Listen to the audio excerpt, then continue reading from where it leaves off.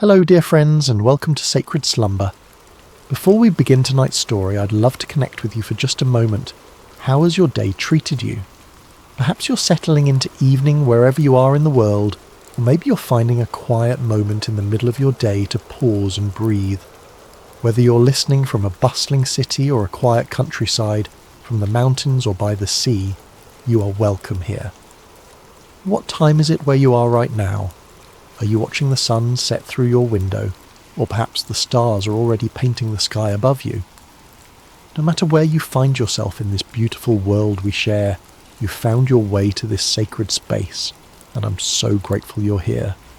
If this story brings you peace tonight, I'd be honoured if you'd consider subscribing to Sacred Slumber.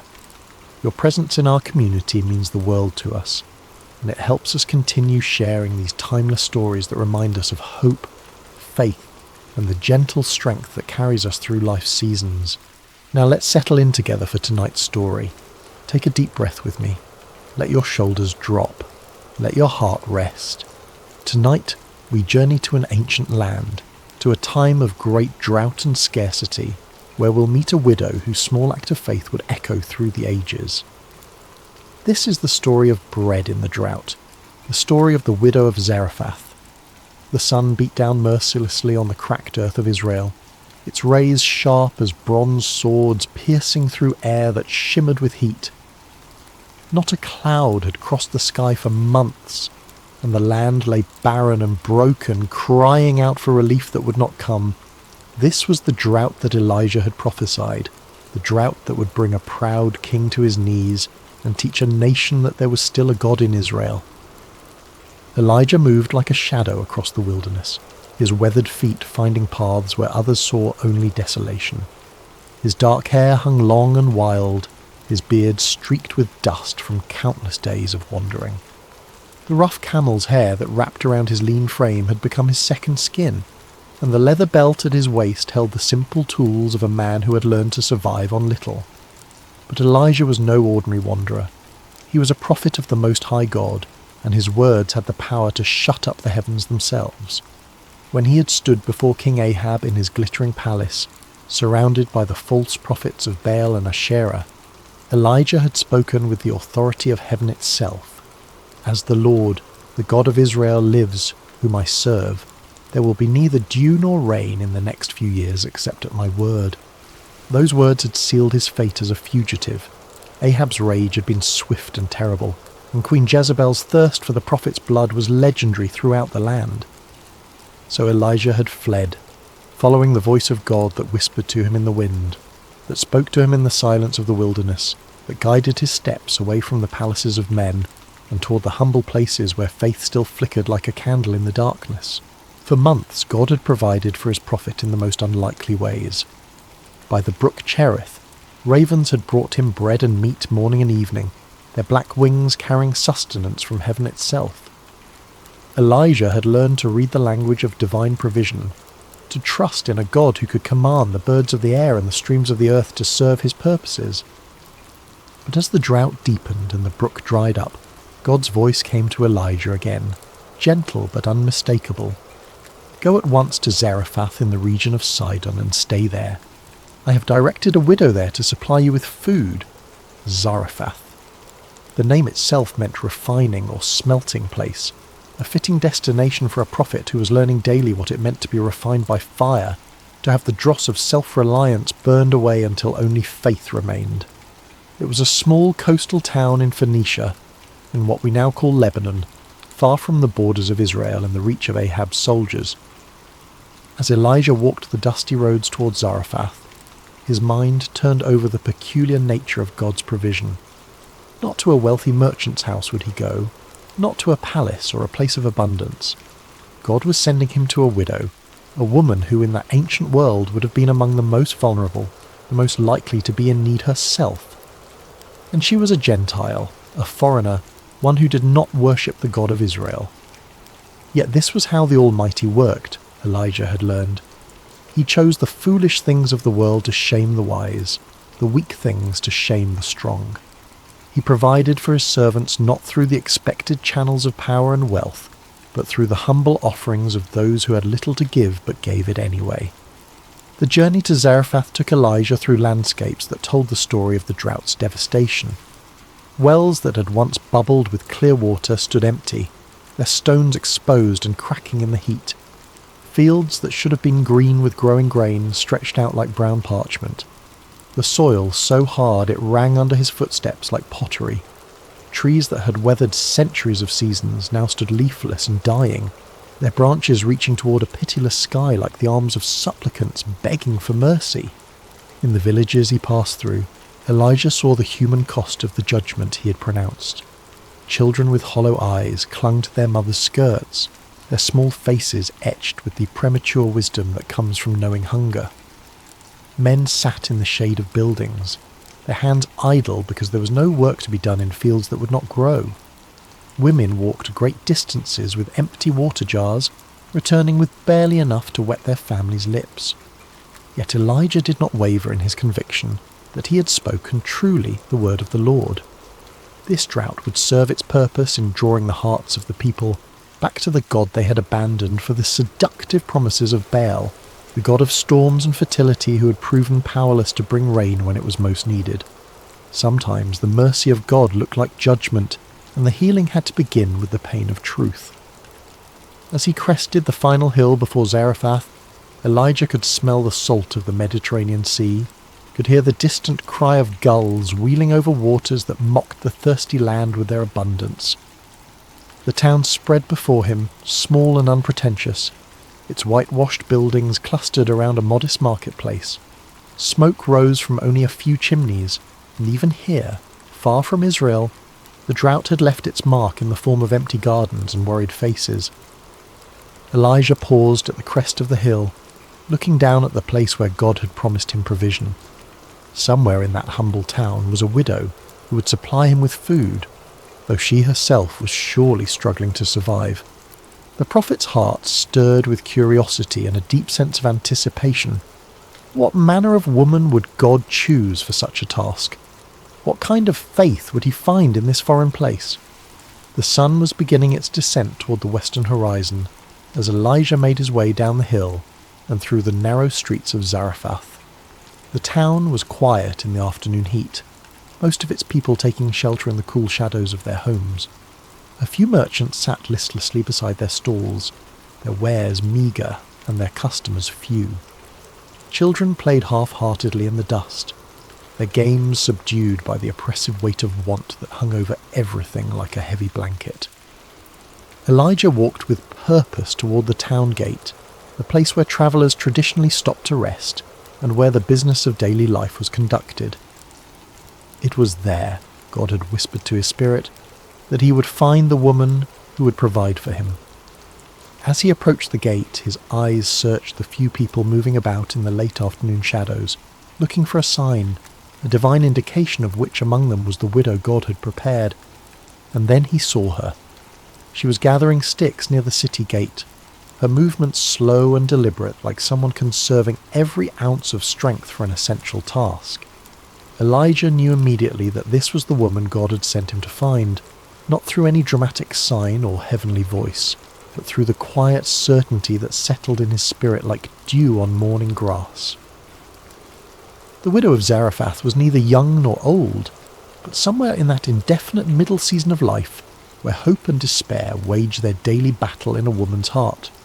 Her dark hair was partially covered by a simple headscarf, and her clothes, though clean and carefully mended, spoke of years of making do with little. Her hands, as she bent to gather the dry branches scattered near the gate, were the hands of one who had worked hard for everything she had ever possessed. There was something in her posture, in the careful way she selected each stick and added it to her small bundle, that spoke of finality. These were not the movements of someone gathering fuel for many meals to come, but of someone preparing for a last act, a final ceremony before surrendering to whatever fate awaited. Elijah approached her slowly, not wanting to startle her.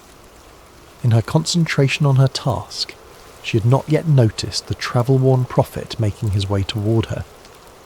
When she finally looked up, her eyes registered first surprise, then the wary caution of a woman who had learned to be careful around strangers. "Peace be with you," Elijah said gently. his voice carrying the warmth of one who understood what it meant to be far from home and dependent on the kindness of others. The widow straightened, still holding her bundle of sticks against her chest like a shield. "And with you, traveller," she replied, her voice soft but tinged with the wariness of one who had little left to lose and could therefore afford few mistakes. Elijah gestured toward the well that stood near the gate, its depths long since dry, but its stone rim still serving as a place for travellers to rest. "Could you bring me a little water in a jar so I may have a drink?" The request was simple enough, the kind of hospitality that travellers routinely requested and that kind hearts routinely provided. But as the widow looked toward the well, Elijah saw something flicker across her face, a shadow of pain that told him water too had become precious in this place. Still she nodded. "I will see what I can do," she said, and began to turn away to fulfill his request. But Elijah's voice stopped her. "And bring me, please, a piece of bread." The words hung in the air between them like a bridge that could either be crossed or burned. The widow turned back to face him, and now Elijah could see the full weight of her circumstances written in the lines around her eyes, in the slight tremor of her hands as she clutched her bundle of sticks more tightly. "As surely as the Lord your God lives," she said, her voice barely above a whisper, "I don't have any bread, only a handful of flour in a jar and a little olive oil in a jug. I am gathering a few sticks to take home and make a meal for myself and my son, that we may eat it and die." The words struck Elijah's heart like physical blows. Here was not abundance hiding behind false modesty, not plenty disguised as poverty. Here was the raw truth of scarcity, spoken with the quiet dignity of one who had already made peace with her fate. This woman was preparing her last meal, gathering these few sticks to kindle a final fire that would cook the final handful of flour into one last piece of bread for herself and her child. In her simple statement, Elijah heard echoes of every widow's story, every mother's nightmare. She had watched her resources dwindle day by day, week by week, had portioned out ever smaller meals until there was nothing left to portion. Now she had reached the end of her rope, the bottom of her jar, the last of her oil. She'd perhaps spent sleepless nights calculating and recalculating, hoping against hope that somehow her meagre supplies would stretch just one more day, one more meal.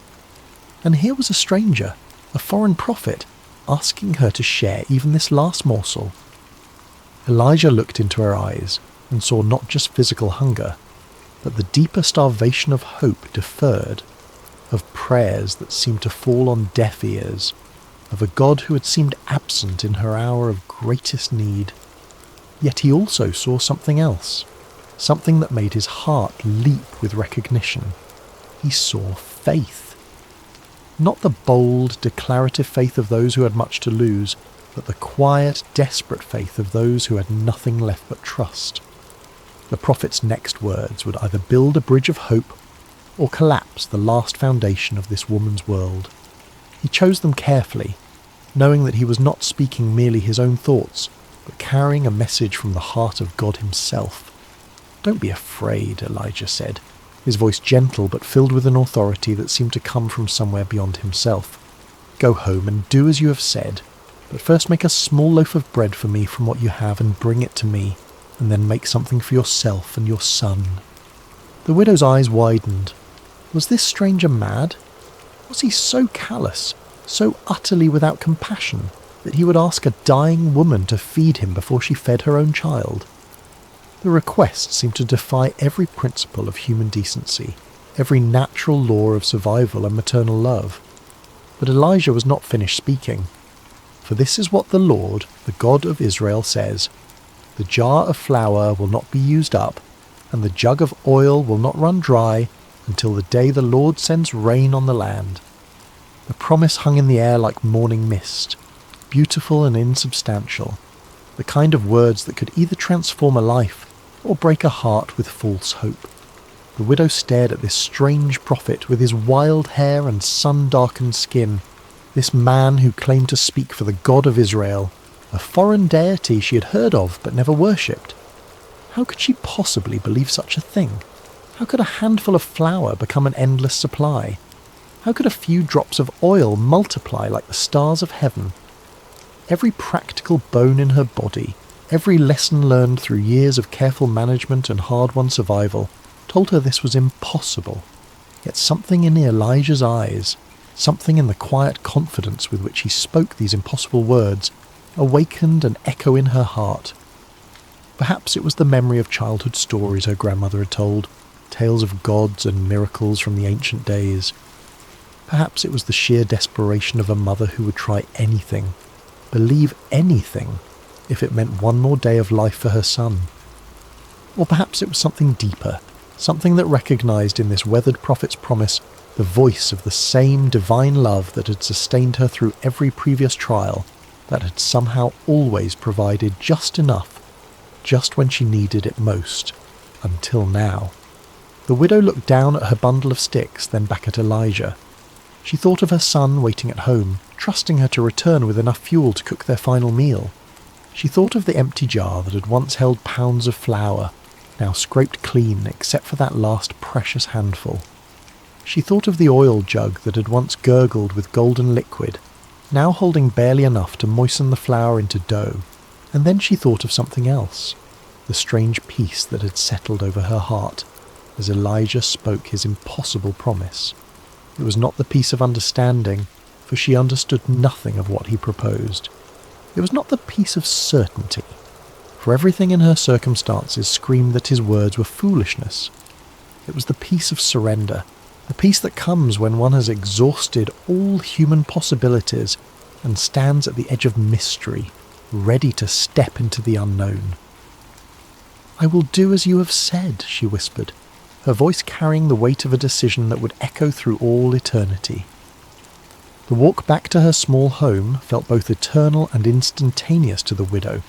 Each step carried her further from the safety of reasonable despair and closer to the dangerous territory of hope.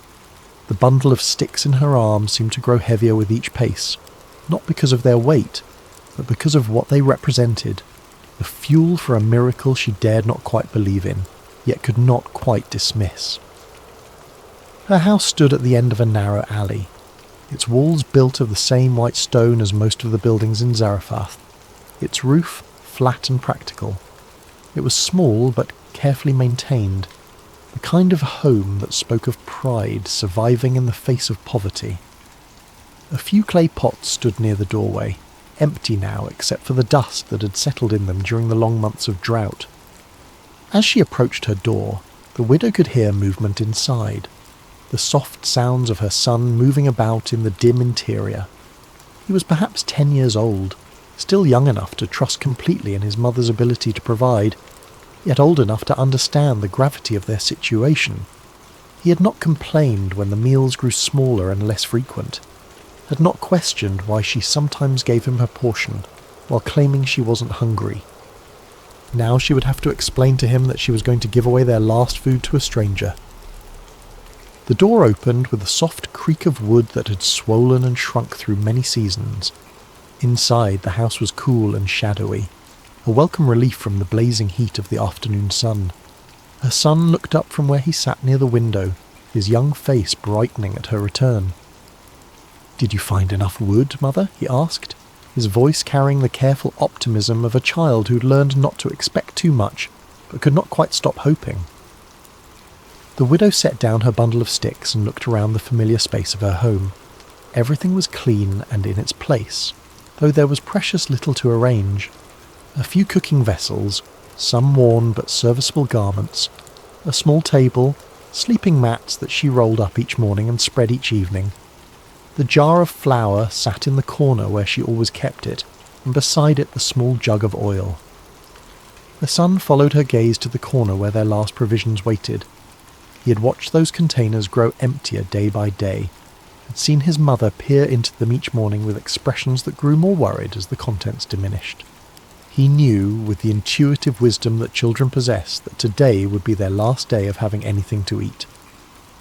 "Mother," he said again, sensing something different in her manner, something that hadn't been there when she left to gather the wood. The widow moved to the corner and lifted the flour jar, feeling the pitiful weight of what remained inside. Then she picked up the oil jug, tilting it slightly to gauge how little was left.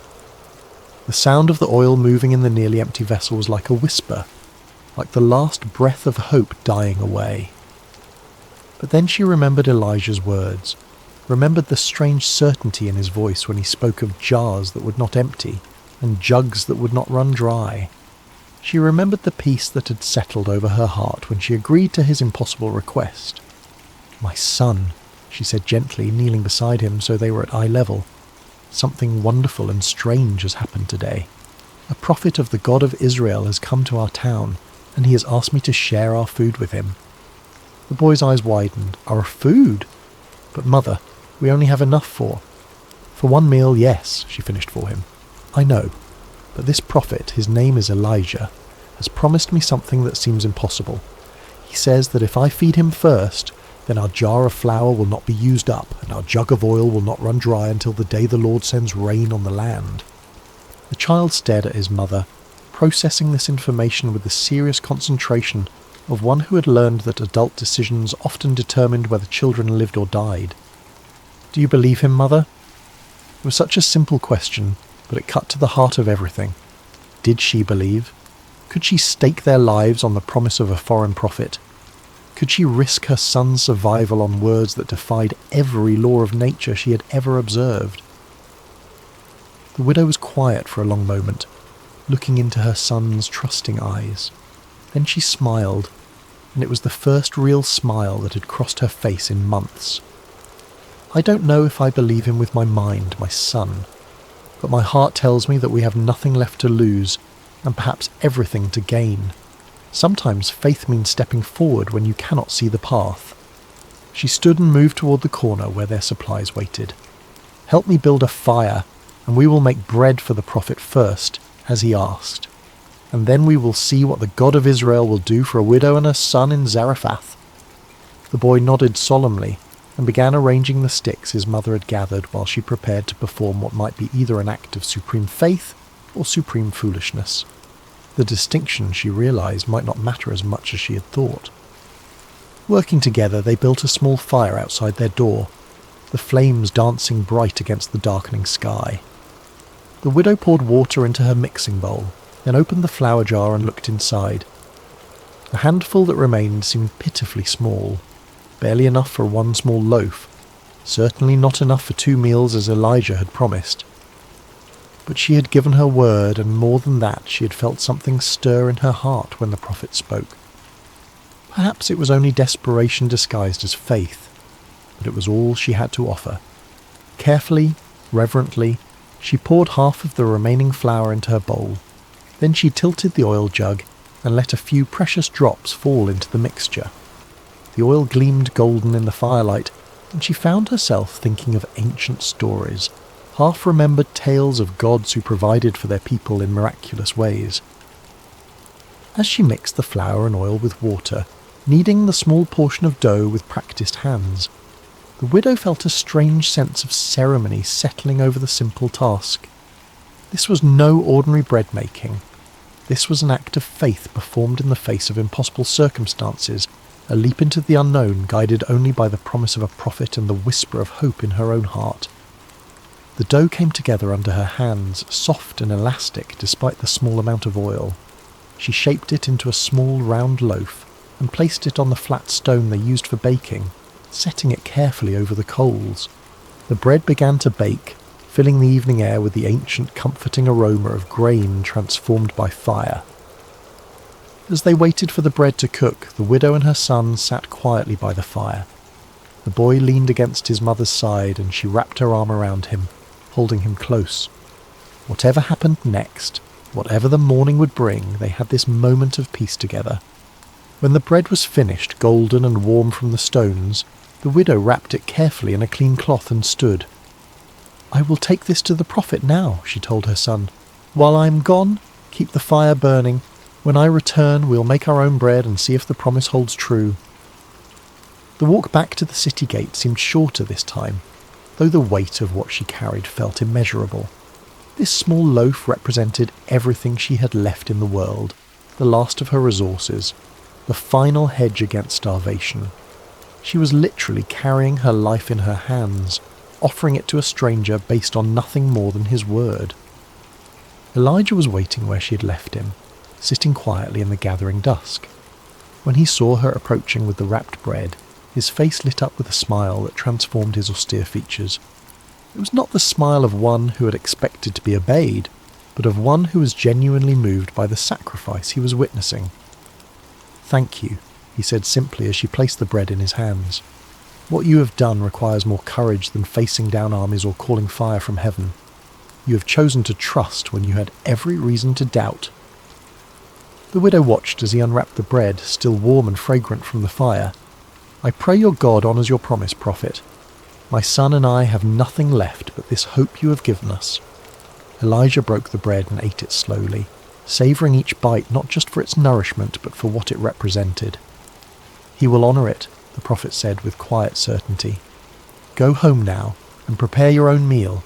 The jar of flour will not be empty." As the widow walked home through the darkening streets of Zarephath, she felt as though she were walking through a dream. Had she really just given away their last food to a stranger? Had she really staked everything on the promise of a foreign god? The practical part of her mind screamed that she had made the most foolish decision of her life. But another part of her, a deeper part that had been silent for so long she had almost forgotten it existed, whispered that she had just participated in something holy, something that would echo through eternity. She had chosen faith over fear, trust over self-preservation, hope over despair. Now she would discover whether faith was strong enough to fill an empty jar. The widow's hands trembled slightly as she reached for the flour jar upon returning home. Her son sat by the fire, his young face illuminated by the dancing flames, watching his mother with the intense attention of one whose very life hung in the balance of what would happen next. The jar felt the same in her hands as it had an hour before, neither heavier nor lighter. There was no external sign that anything miraculous had occurred, no glow of divine presence, no heavenly music announcing supernatural intervention, just a simple clay vessel that might contain their salvation or their final disappointment. The widow closed her eyes for a moment, offering a wordless prayer to whatever divine power might be listening. Then she lifted the jar and looked inside. The flour was there, not overflowing, not abundant, but there. The same handful that had been there before, perhaps even a little more. Enough for another small loaf of bread, enough for one more meal. The widow blinked, wondering if her desperate hope was playing tricks on her vision.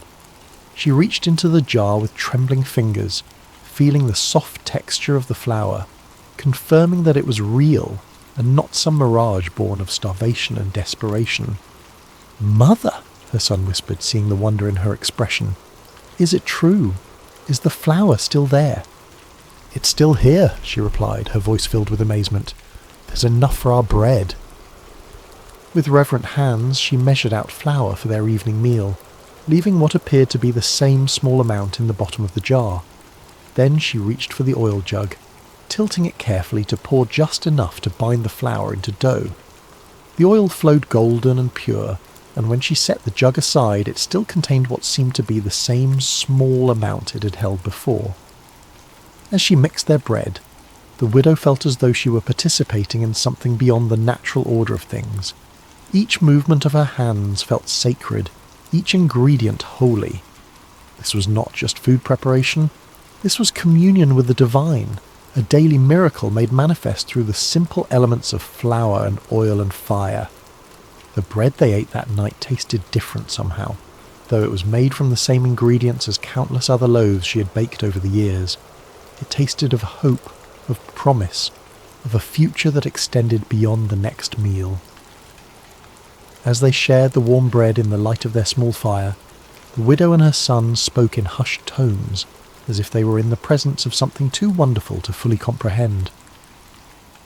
That night, as the widow spread their sleeping mats and prepared for rest, she found herself looking repeatedly toward the corner where the flour jar and oil jug sat. Would they still contain their precious contents in the morning? Or would she wake to find them empty, the miracle revealed as nothing more than a cruel dream? But when dawn broke over Zarephath, painting the walls of her small home with gentle rose-coloured light. The widow's first sight was of the flour jar sitting exactly where she had left it. With her heart pounding, she crept quietly across the room, not wanting to wake her son until she knew whether their hope would survive the night. The flour was there, the oil was there, enough for another day, another meal, another small victory against the spectre of starvation that had haunted their home for so long. And so began a rhythm that would sustain them through the long months of drought that followed. Each morning, the widow would check the jar and jug with a mixture of faith and anxiety, never quite able to take the miracle for granted, always amazed to find their supplies replenished. Each day she would measure out enough for their daily bread, always careful to leave something behind, always trusting that tomorrow would bring the same mysterious provision. Word of the miracle did not spread through Zarephath, for the widow was a careful woman who understood that some blessings were meant to be treasured quietly, rather than proclaimed from rooftops. She continued her daily routines, drawing water when it could be found, tending to her small home, caring for her son. To her neighbours, she appeared to be surviving the drought no better or worse than anyone else. But those who knew her well began to notice subtle changes. The hollow look of desperate hunger faded from her eyes. Her son grew stronger rather than weaker as the drought continued. There was a peace about her that seemed strange in such difficult times, a quiet confidence that suggested she had found a source of strength that the drought could not touch. Elijah became a regular visitor to their home, though he was careful to come and go discreetly, not wanting to draw attention that might put the widow and her son in danger. The prophet had found lodging in a small room at the edge of town, but he took many of his meals with the family he had come to think of as his own. The widow always set a place for him at their modest table, always insisted that there was enough to share. As the weeks turned to months, the relationship between the prophet, the widow and her son deepened into something resembling family. Elijah told them stories of his travels, of the wonders he had seen, and the voice of God he had learned to recognize in wind and whisper. The widow shared the wisdom she had gleaned from years of making do with little, of finding joy in simple things, of holding on to hope when circumstances suggested it was foolish to do so. The boy, who had initially been shy around the imposing prophet, gradually warmed to Elijah's gentle nature and began to see him as something between a grandfather and a teacher. Elijah taught him to read the Hebrew alphabet, to recognize the patterns of weather and season, to understand that the God of Israel was not just a God of the Israelites, but a God who cared for all his children, regardless of their nationality or circumstances. Through it all, the miracle continued. Day after day, week after week, month after month, the jar of flour did not become empty, and the jug of oil did not run dry. Sometimes the widow would peer into the containers and see what appeared to be exactly the same amount as the day before. Other times there seemed to be a little more, as if the divine provider had sensed their need for extra sustenance, or simply wanted to remind them of his abundant love. The miracle was not one of overwhelming abundance.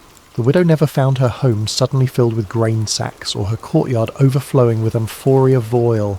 The provision was measured daily, sufficient. It was the miracle of enough for today, enough for now, enough to take the next step in faith.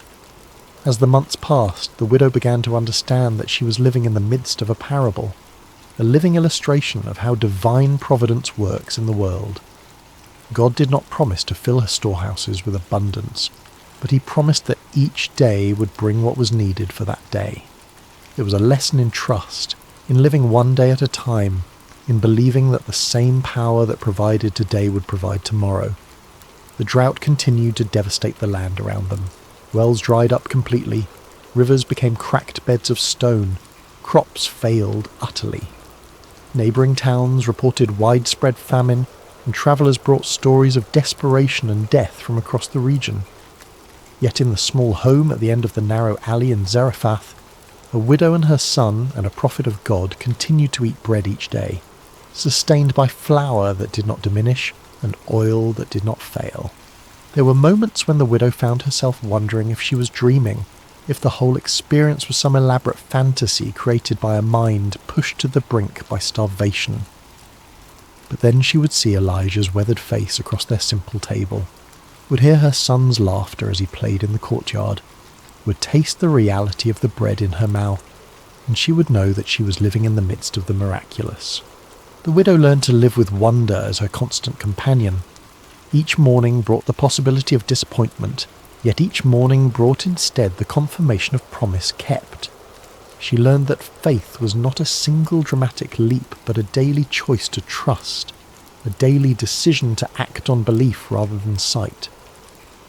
As the seasons cycled and the drought persisted, the widow's faith deepened from desperate hope to quiet confidence. She'd seen the faithfulness of God demonstrated not in spectacular signs and wonders, but in the daily grace of provision, in the steady reliability of a promise kept day after day after day. Her son, too, was changed by their experience. The boy who had faced starvation learned that he served a God who provided for his children, who noticed the needs of the small and insignificant, who could be trusted to keep his word even when all evidence suggested otherwise. The lessons he learned at his mother's table, watching flour and oil multiply through divine grace, would shape his understanding of faith for the rest of his life. And Elijah found his own faith strengthened as he witnessed the widow's daily trust. This foreign woman, this Gentile who had no obligation to believe in the God of Israel, demonstrated a quality of faith that put many of his own countrymen to shame. She trusted not because she understood, but because she chose to believe. She obeyed not because the path was clear, but because she was willing to walk into mystery. The miracle of the flour and oil became more than mere physical provision. It became a daily sacrament, a reminder that the God who made the universe was intimately involved in the details of their lives. Every meal was a communion, every shared bread a celebration of divine faithfulness. Through it all, the rhythm of ordinary life continued. The widow swept her floors, mended their clothes, drew what water could be found. Her son played with other children when energy permitted, helped with household tasks, grew taller and stronger despite the famine that surrounded them. Elijah prayed, studied, taught, and waited for the word of the Lord that would eventually send him back to Israel to confront the king and end the drought. But in the quiet moments, when the work was done and the evening meal was finished and they sat together in the glow of their small fire, all three understood that they were witnessing something eternal. They were living proof that God's love extends beyond the boundaries of nation and tribe, that his provision flows to all who trust him, and that faith the size of a mustard seed can move mountains of impossibility. The widow would often reflect on that first day when Elijah had asked for her last handful of flour. She had stood at the crossroads between fear and faith, between holding tight to what little she had and releasing it into the hands of an unknown God. Her choice to trust, to give when she had nothing left to give, had opened the door to a miracle that sustained not just her body, but her soul. As the months passed, other miracles followed. The widow's health improved, her son grew strong, and their small home became a beacon of hope in a drought-stricken land. Neighbours began to notice that this family seemed to weather the crisis better than most, though they never suspected the divine intervention that made it possible. Elijah taught them that true wealth was not measured in the size of one's storehouses, but in the faithfulness of one's provider. The widow learned that obedience to God's word, even when it seemed to contradict human wisdom, always led to blessing. Her son discovered that the God of Israel was also his God, that divine love knew no boundaries of race or nationality. Years later, when the drought finally ended, and rain fell once again on the parched earth, the widow would remember these days as the most precious of her life, not because they were easy, but because they were holy. In her poverty she had discovered riches. In her weakness she had found strength. In her emptiness she had encountered the fullness of God's love. The jar of flour never ran empty until the day the rains came. The jug of oil never ran dry until the crisis passed.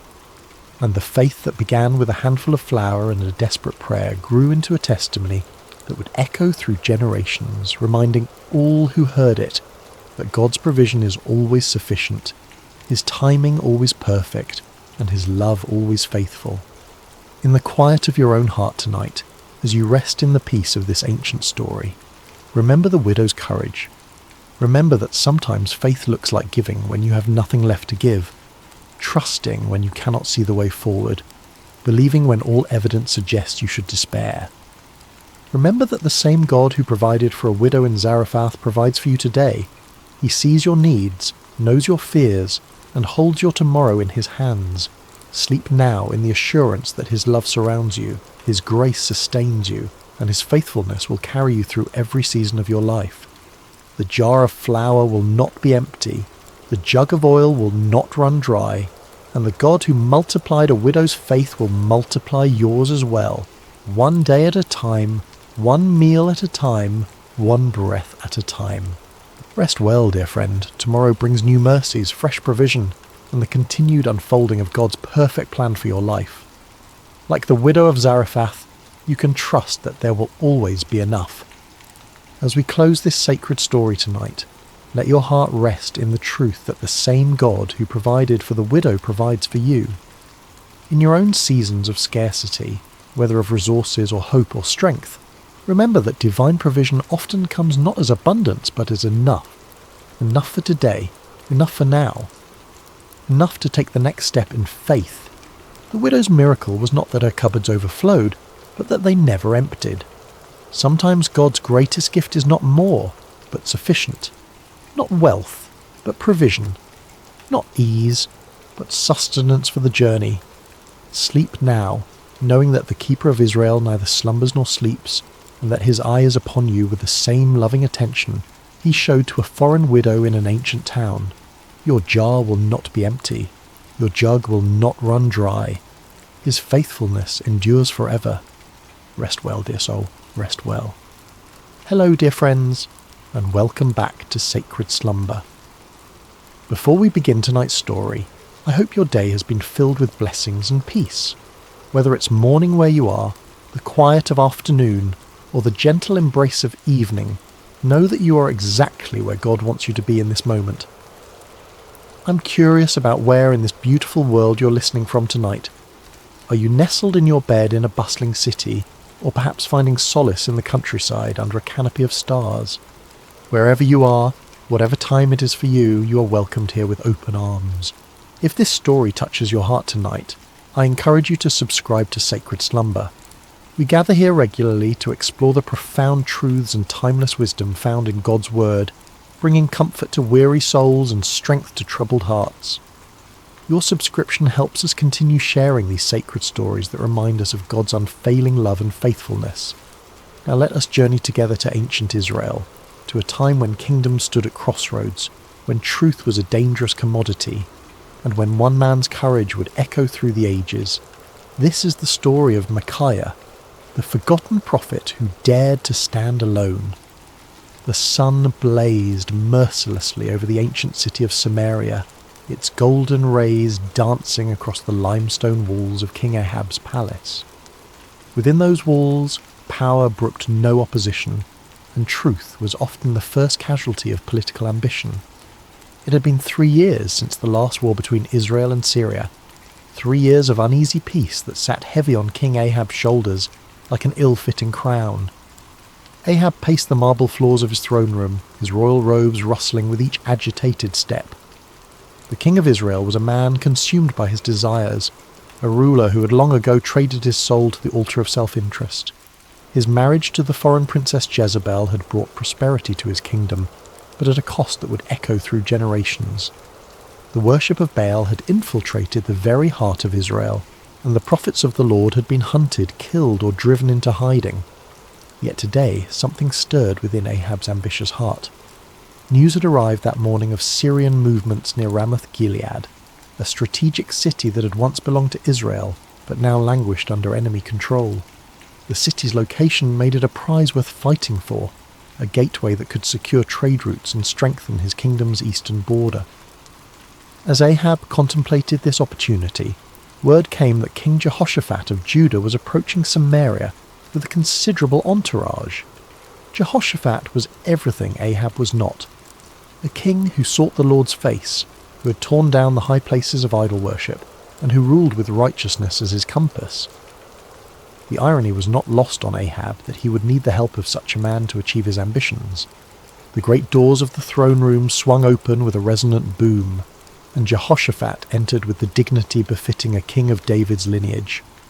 He was a man of medium stature but commanding presence, his beard meticulously groomed, and his eyes holding the wisdom of one who had walked closely with the Almighty. Behind him came his advisors and military commanders, their expressions respectful but cautious, as they entered the domain of Israel's controversial king.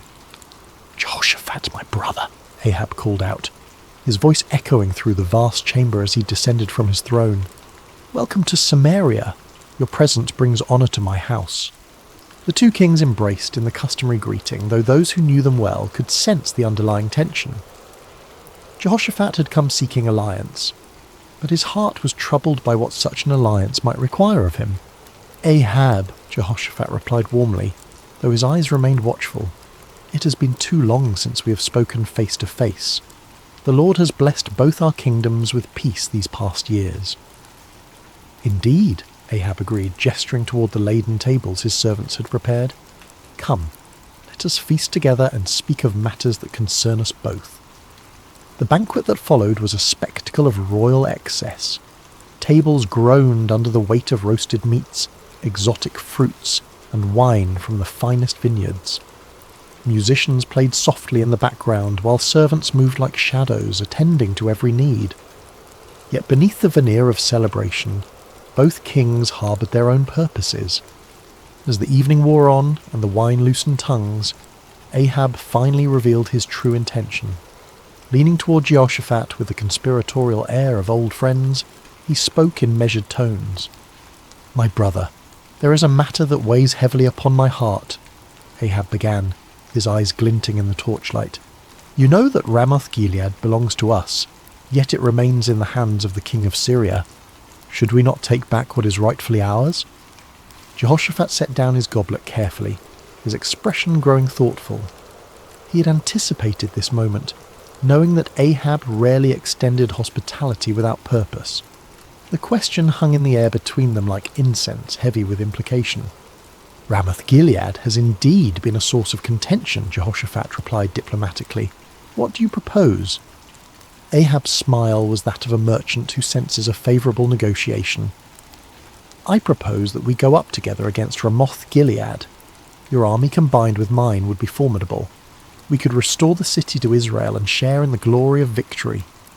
The words were carefully chosen, appealing to both practical strategy and Jehoshaphat's sense of brotherhood among the tribes of Israel. Yet Jehoshaphat had not survived as king by making hasty decisions.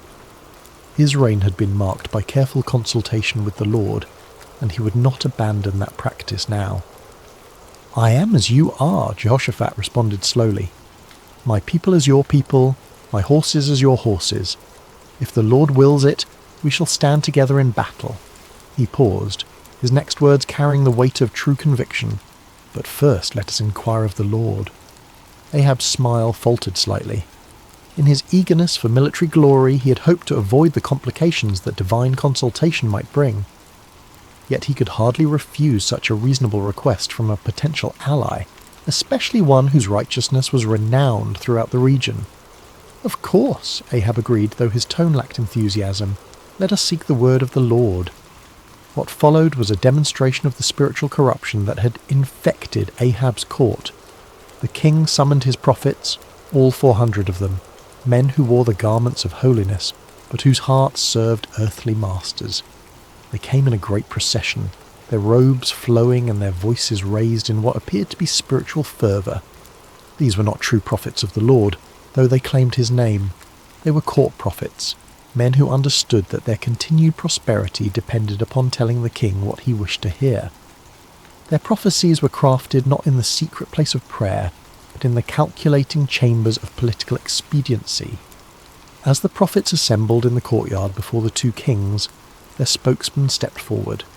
His name was Zedekiah, son of Chenaanah, a man whose pride matched his ambition, and whose hatred for true prophets would soon be revealed in violent fashion. "Hear the word of the Lord," Zedekiah proclaimed, his voice carrying across the courtyard with theatrical intensity. "Go up to Ramoth-Gilead and prosper, for the Lord will deliver it into the hand of the king." The 400 prophets took up the cry with orchestrated precision, their voices creating a chorus of false assurance. "Go up to Ramoth-Gilead and prosper. The Lord will deliver it into the hand of the king." Some of the prophets had even prepared visual aids for their performance. They danced and shouted, waving swords and spears, creating a spectacle that would have been impressive to any observer unfamiliar with the ways of true prophecy. The din was tremendous, the enthusiasm seemingly genuine, and the message exactly what Ahab longed to hear. Yet as Jehoshaphat watched this display, his spirit grew troubled. Something about the performance felt hollow, manufactured. These men spoke with one voice, but it was not the voice of the Lord that Jehoshaphat knew from his own times of prayer and seeking. There was no cost to their prophecy, no challenge to the king's desires, no hint of the divine complexity that marked true encounters with the Almighty. As the prophets continued their enthusiastic proclamations, Jehoshaphat raised his hand for silence. The courtyard gradually quieted, though the echo of their shouts seemed to linger in the air like smoke from a dying fire. "Is there not here a prophet of the Lord besides these?" Jehoshaphat asked carefully, "that we might inquire of him?" The question fell like a stone into still water, sending ripples of discomfort through the assembly. Ahab's face darkened, and several of the court prophets exchanged meaningful glances. They all knew there was indeed another prophet, one whose very existence was a thorn in the flesh of everyone present. Ahab's response came through gritted teeth, his voice barely concealing his irritation. "There is still one man, Micaiah the son of Imlah, by whom we may inquire of the Lord. But I hate him, for he does not prophesy good concerning me, but evil." The honesty of Ahab's admission was startling in its nakedness. Here was a king openly declaring his hatred for a prophet based not on any moral failing or false prophecy, but simply because the man refused to tell him what he wanted to hear. It was a moment that revealed the true spiritual state of Israel's leadership. Jehoshaphat, ever the diplomat, sought to smooth over the awkward moment. "Let not the king say such things," he replied gently, though his words carried a subtle rebuke. Ahab realized he had revealed too much of his heart. With visible effort he composed himself and called for one of his officers. "Bring Micaiah the son of Imlah quickly," he commanded, though his tone suggested he would rather summon a plague upon his house. As the officer hurried away on his grim errand, the two kings settled in to wait. The 400 prophets remained in the courtyard, their earlier enthusiasm now tempered by the knowledge that their unanimous voice was about to be challenged by a single man they both feared and despised.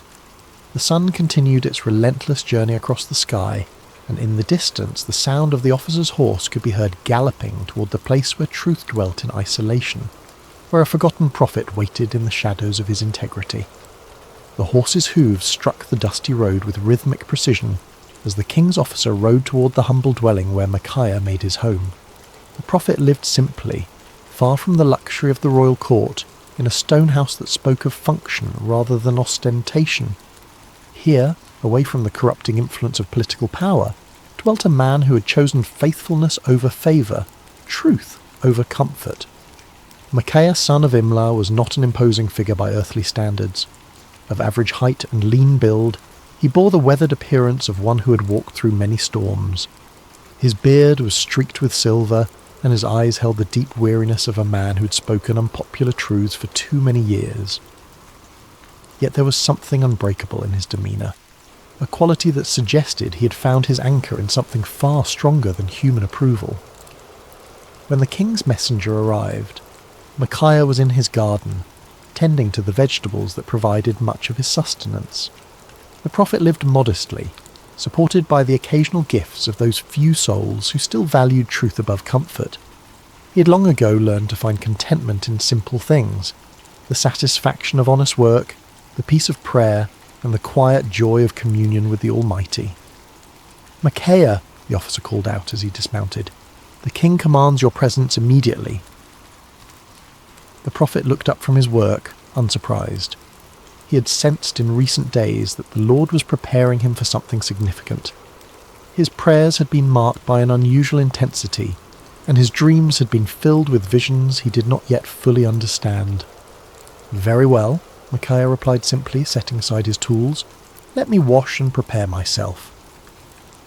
As Micaiah went about the task of making himself presentable for the royal court, The officer felt compelled to share information that might save the prophet from making a costly mistake. The man had witnessed what happened to those who crossed King Ahab, and despite his loyalty to the crown, he possessed enough humanity to feel concern for this solitary figure. "Listen to me, Micaiah," the officer said, his voice dropping to a confidential tone. "The words of the prophets declare good to the king with one mouth. Let your word be like the word of one of them, and speak favourably." It was well-intentioned advice, offered by a man who understood the political realities of Ahab's court. The officer had seen the 400 prophets deliver their unanimous message of victory and prosperity. He knew that Micaiah's reputation for speaking uncomfortable truths could lead to imprisonment, exile, or worse. In his mind, he was offering the prophet a lifeline, a chance to align himself with the majority and avoid the consequences of standing alone. Micaiah paused in his preparations, considering the messenger's words. The offer was clear: conform, agree with the crowd, tell the king what he wants to hear, and enjoy the benefits of royal favour. It would be so easy, so practical, so utterly reasonable by every human measure. But as Micaiah looked into the officer's earnest face, he felt the familiar stirring of the spirit within him, that unmistakable presence that had guided him through decades of faithful service.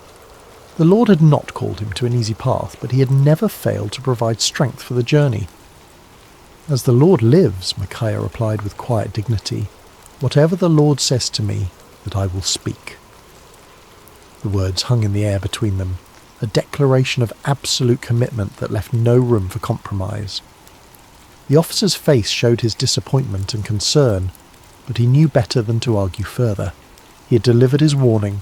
What the prophet did with it was beyond his control. The journey back to Samaria was made in relative silence, the officer pondering the stubborn integrity of his passenger, while Micaiah prayed and prepared his heart for whatever lay ahead. As they approached the city, the prophet could see the banners of both Israel and Judah flying from the palace walls, confirming his suspicion that this summons involved more than a routine consultation. The palace courtyard was a scene of controlled chaos when they arrived. Servants scurried about preparing for what appeared to be an important gathering, while guards stood at attention in their finest armour. The 400 prophets were still present, clustered in small groups and speaking in hushed tones. Their earlier enthusiasm had given way to a more subdued attitude, though their confidence in their message remained unshaken. As Micaiah dismounted and followed the officer toward the throne room, he could feel the weight of many eyes upon him. Some looks were curious, others hostile, and a few held the barely concealed contempt of those who viewed his independence as a personal affront. He had grown accustomed to such reactions over the years, understanding that his very presence served as an uncomfortable reminder of the spiritual compromise that permeated the court. The great doors opened before them, revealing the opulent throne room where Kings Ahab and Jehoshaphat waited. The contrast between the two rulers was immediately apparent even to a casual observer. Ahab sat upon his throne with the restless energy of a man driven by ambition, his fingers drumming impatiently on the armrest. Jehoshaphat, seated in a chair of equal honour nearby, maintained the composed dignity of one accustomed to seeking divine guidance before making important decisions. "Ah, Micaiah," Ahab said as the prophet entered, his tone carrying forced joviality that fooled no one. "At last, our final consultant arrives." Micaiah approached the throne with measured steps, neither hurrying to show deference nor dawdling to display defiance. He had learned long ago that in the presence of earthly power, his allegiance belonged to a higher authority. When he reached the appropriate distance, he bowed respectfully but not obsequiously, acknowledging the king's position without compromising his own integrity. "You summoned me, your majesty," Micaiah said simply, his voice carrying clearly through the chamber. King Jehoshaphat studied the prophet with interest. He had heard reports of Micaiah's reputation for uncompromising honesty, and after witnessing the theatrical performance of the 400 prophets, he was eager to hear from someone who might offer a different perspective. Ahab leaned forward on his throne, his eyes fixed on the solitary figure before him. "Micaiah, shall we go to war against Ramoth-Gilead, or shall we refrain?" It was the same question that had been posed to the 400 prophets, the same inquiry that had produced such enthusiastic unanimity.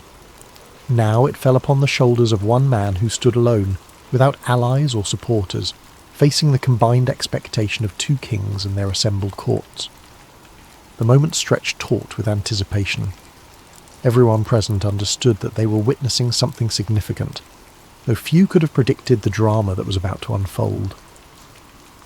In the silence, Micaiah felt the familiar stirring of the Spirit, but what came first was not the word of the Lord, but something altogether unexpected. What happened next would be remembered and debated for generations to come. Micaiah, the prophet known for his uncompromising honesty, looked directly at King Ahab and delivered exactly the message the king wanted to hear. "Go up and prosper," Micaiah declared, his voice carrying throughout the throne room, "for the Lord will deliver it into the hand of the king." A murmur of surprise rippled through the assembled court. The 400 prophets exchanged glances of confusion and perhaps a touch of irritation. Here was the man they had feared would contradict their unanimous verdict, and instead he was confirming their prophecy word for word.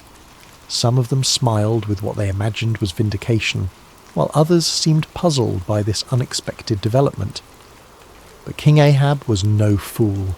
Despite his many moral failings, he had known Micaiah for years, had heard his prophecies of judgment and warning countless times. Never once had the prophet told him what he wanted to hear. Never once had Micaiah's words aligned so perfectly with royal desires. The king's eyes narrowed as he studied the prophet's face, searching for the truth behind this suspicious compliance. There was something in Micaiah's tone, a subtle quality that suggested layers beneath the surface of his words. It was the same tone a parent might use when agreeing with a child's obviously foolish plan, allowing them to proceed while knowing full well what the consequences would be. King Jehoshaphat, too, sensed that something was amiss, though he remained silent, observing the interaction with keen interest. "How many times shall I make you swear," Ahab said slowly, his voice carrying a warning, "that you tell me nothing but the truth in the name of the Lord?" It was a remarkable moment. Here was a king who had just received exactly the prophecy he desired, yet his own conscience convicted him that it could not be genuine. Ahab understood Micaiah well enough to know that such easy agreement was completely out of character. In demanding the truth, the king was inadvertently acknowledging that he recognized the difference between authentic prophecy and the comfortable lies he typically preferred. Micaiah stood silent for a moment, and those watching could see a visible change come over him. The sardonic expression faded from his face, replaced by the solemn countenance of one who was about to deliver a message from the throne room of heaven. When he spoke again, his voice carried a different quality altogether, the unmistakable authority of divine revelation. "I saw all Israel scattered on the hills like sheep that have no shepherd," Micaiah began, his words falling like stones into the sudden silence. "And the Lord said, 'These have no master. Let each return to his house in peace.'" The impact of these words was immediate and devastating. The vision was clear to everyone present. Israel would be defeated, their armies scattered, and their king would not return from battle. It was a prophecy of military disaster and royal death, delivered with the calm certainty of one who had seen beyond the veil of earthly circumstances. King Ahab's face flushed with anger, but beneath the rage was something that looked remarkably like fear. He turned to Jehoshaphat with the bitter satisfaction of one whose worst expectations have been confirmed. "Did I not tell you," Ahab said, his voice heavy with frustration, "that he would not prophesy good concerning me, but evil?" But Micaiah was not finished. The Spirit of the Lord had opened his eyes to see into the very council chambers of heaven, and what he had witnessed there needed to be shared, regardless of the consequences. The prophet's voice took on an even more solemn tone as he continued. "Therefore hear the word of the Lord," Micaiah declared, his words cutting through the tension in the room like a sword. "I saw the Lord sitting on his throne, and all the host of heaven standing by, on his right hand and on his left." The court fell absolutely silent. Even the most worldly and cynical among them recognized that they were hearing something extraordinary. This was not the political maneuvering they were accustomed to. nor the comfortable reassurances of the court prophets. This was a glimpse into eternal realities, a revelation of divine purpose that transcended human understanding. And the Lord said, Micaiah continued, "Who will persuade Ahab to go up, that he may fall at Ramoth-Gilead?" So one spoke in this manner, and another spoke in that manner. Then a spirit came forward and stood before the Lord and said, "I will persuade him." The Lord said to him, "In what way?" And he said, "I will go out and be a lying spirit in the mouth of all his prophets." And the Lord said, "You shall persuade him and also prevail. Go out and do so." The revelation was staggering in its implications. Micaiah was claiming that the Lord himself had allowed, indeed, had orchestrated, the deception that had been proclaimed by the 400 prophets.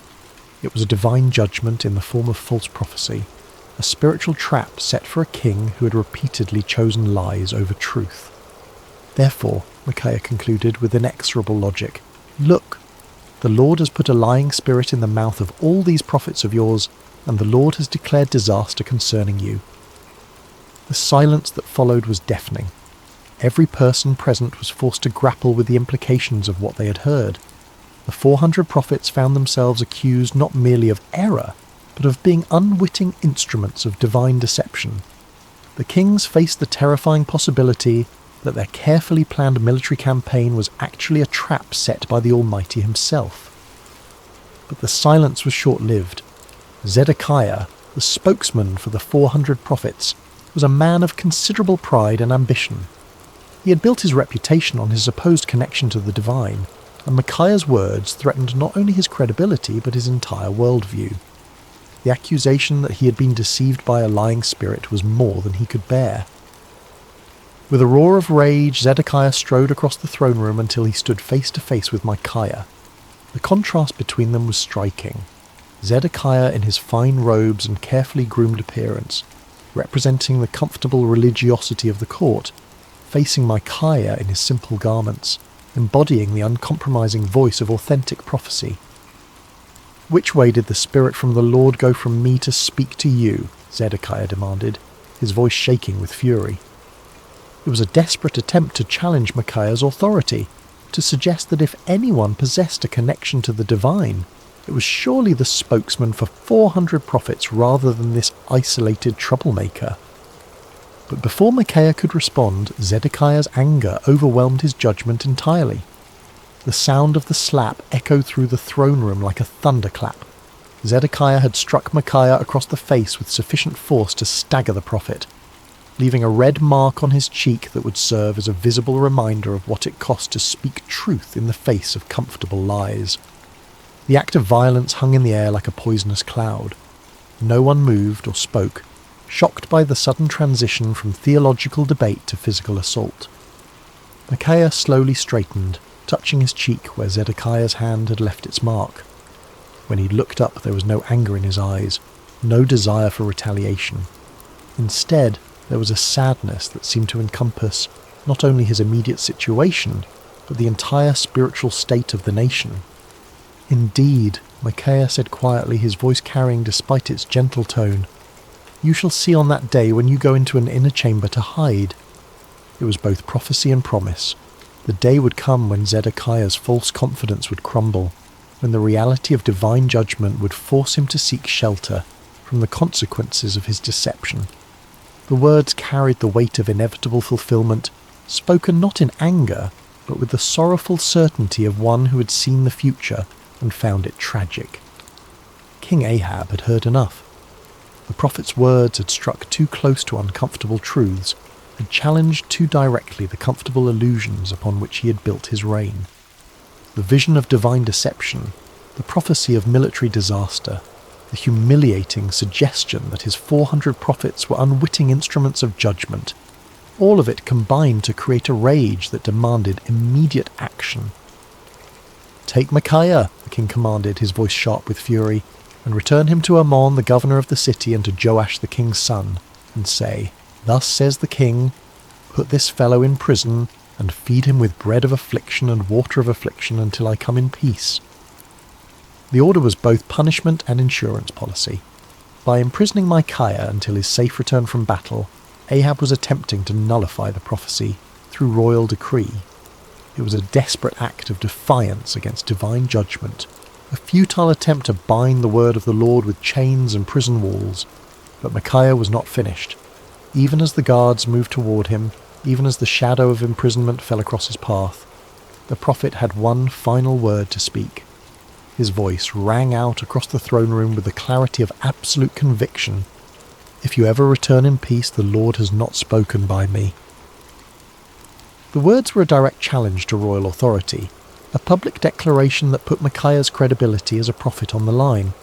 He was essentially saying that if Ahab returned safely from battle, then everyone present should conclude that Micaiah was a false prophet deserving of death. It was the ultimate expression of confidence in the word he had received from the Lord. But Micaiah was not content to let his challenge rest with the immediate audience. Looking around the throne room at the assembled courtiers, nobles and servants, he raised his voice even louder. "Mark it, all you people." It was a call to witness, an appeal to everyone present to remember this moment and test the validity of his prophecy against future events. The prophet was willing to stake everything, his reputation, his freedom, possibly his life, on the truth of what he had spoken. It was a level of certainty that transcended human confidence and entered the realm of divine assurance. As the guards seized Micaiah's arms and began to lead him away, the throne room erupted in a buzz of conversation.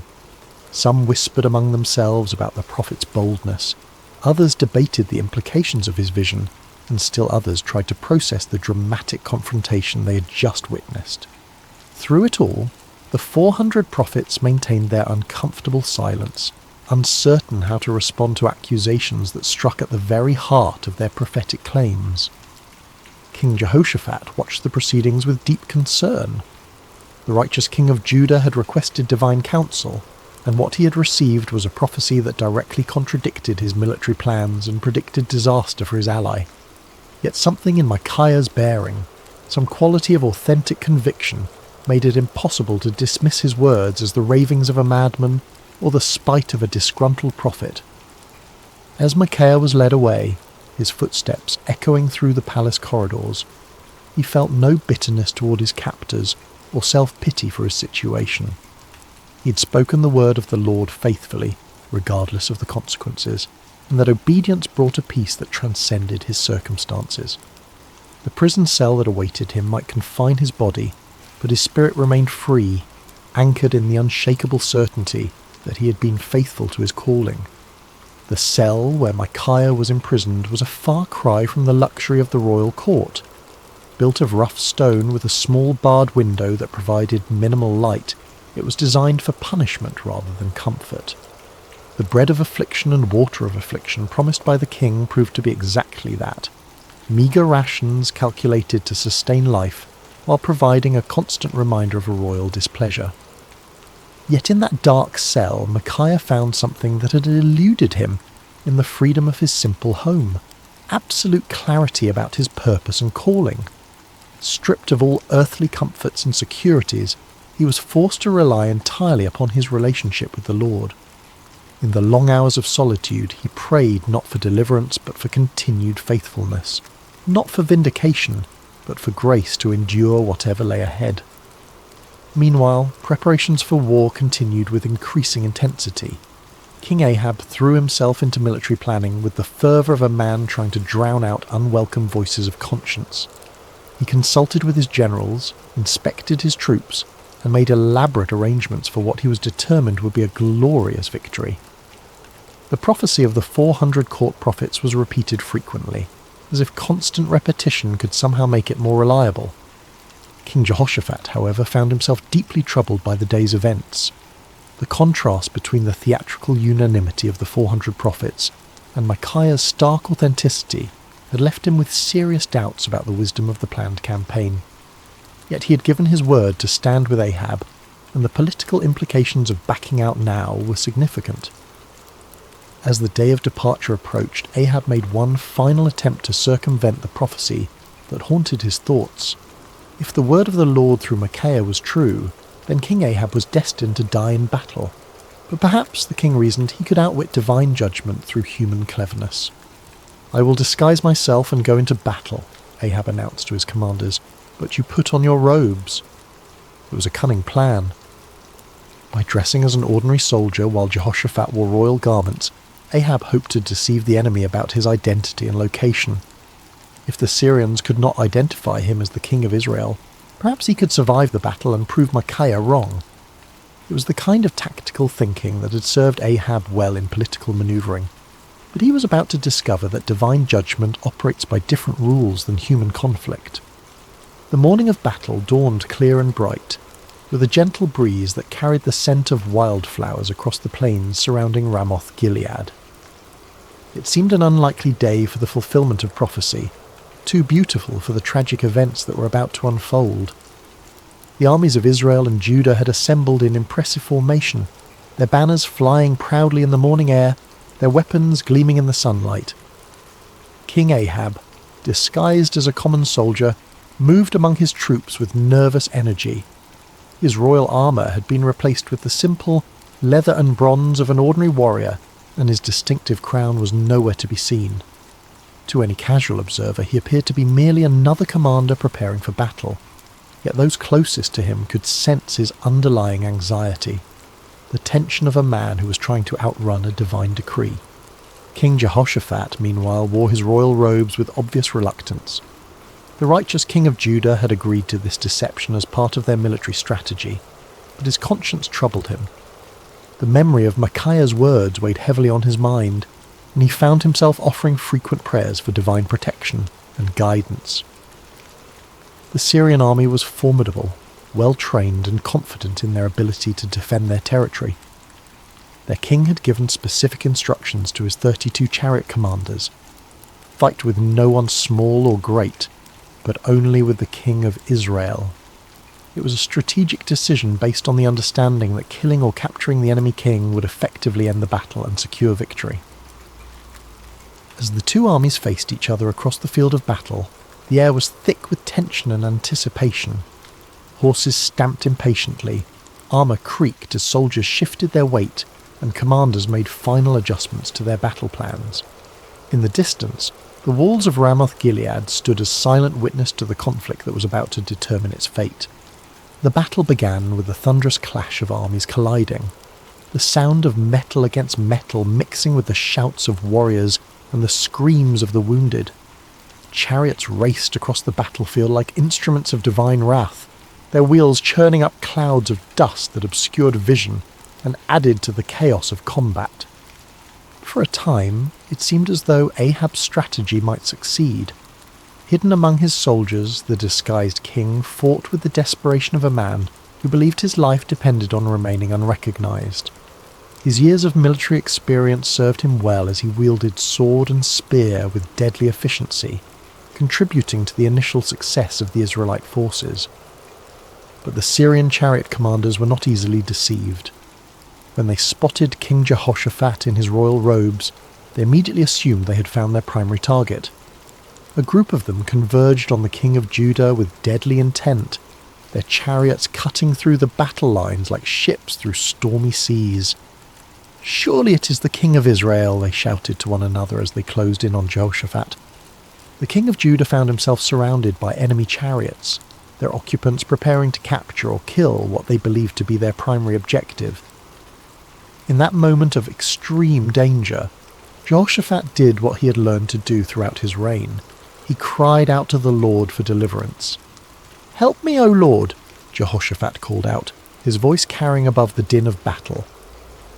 What happened next was a clear demonstration of divine intervention. As Jehoshaphat's cry reached heaven, the Lord moved the hearts of the Syrian commanders in an unexpected way.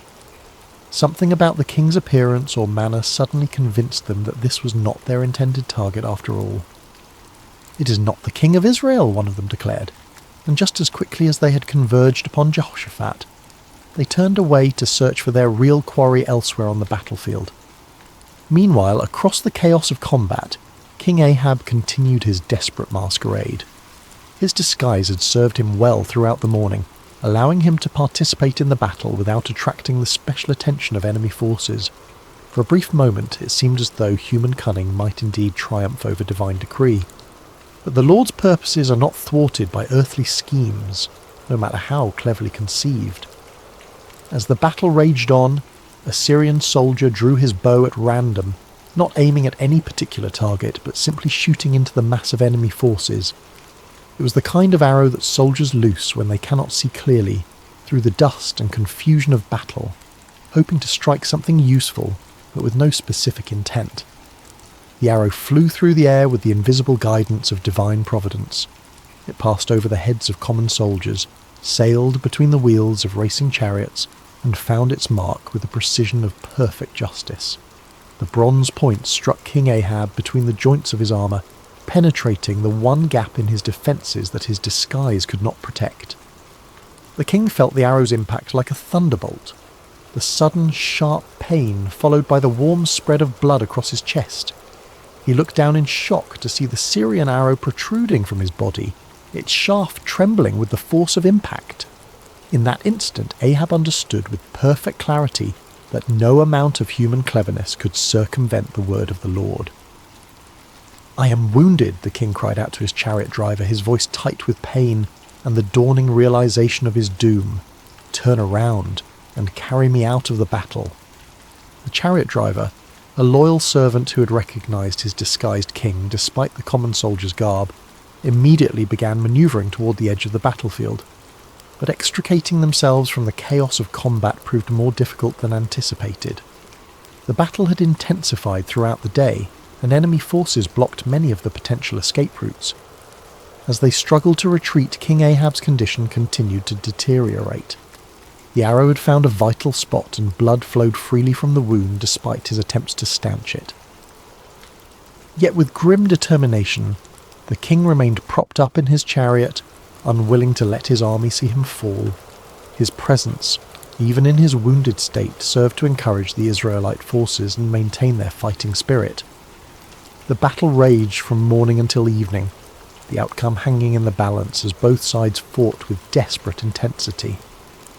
But as the sun began to set, painting the sky in shades of red that seemed to mirror the blood spilled on the battlefield below, King Ahab's strength finally gave out. The disguised king, who had tried to outwit divine judgment, slumped forward in his chariot, his life ebbing away with each laboured breath.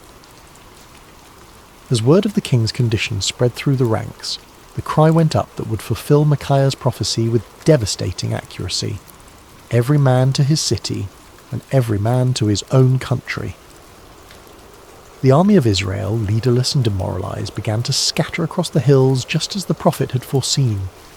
Like sheep without a shepherd, they abandoned their positions and fled toward home, their dreams of victory dissolving into the nightmare of defeat. King Ahab died as the sun set over Ramoth-Gilead, his blood pooling in the bottom of his chariot.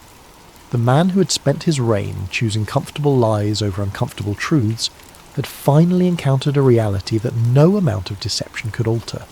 The word of the Lord, spoken through his faithful prophet, had been fulfilled to the letter.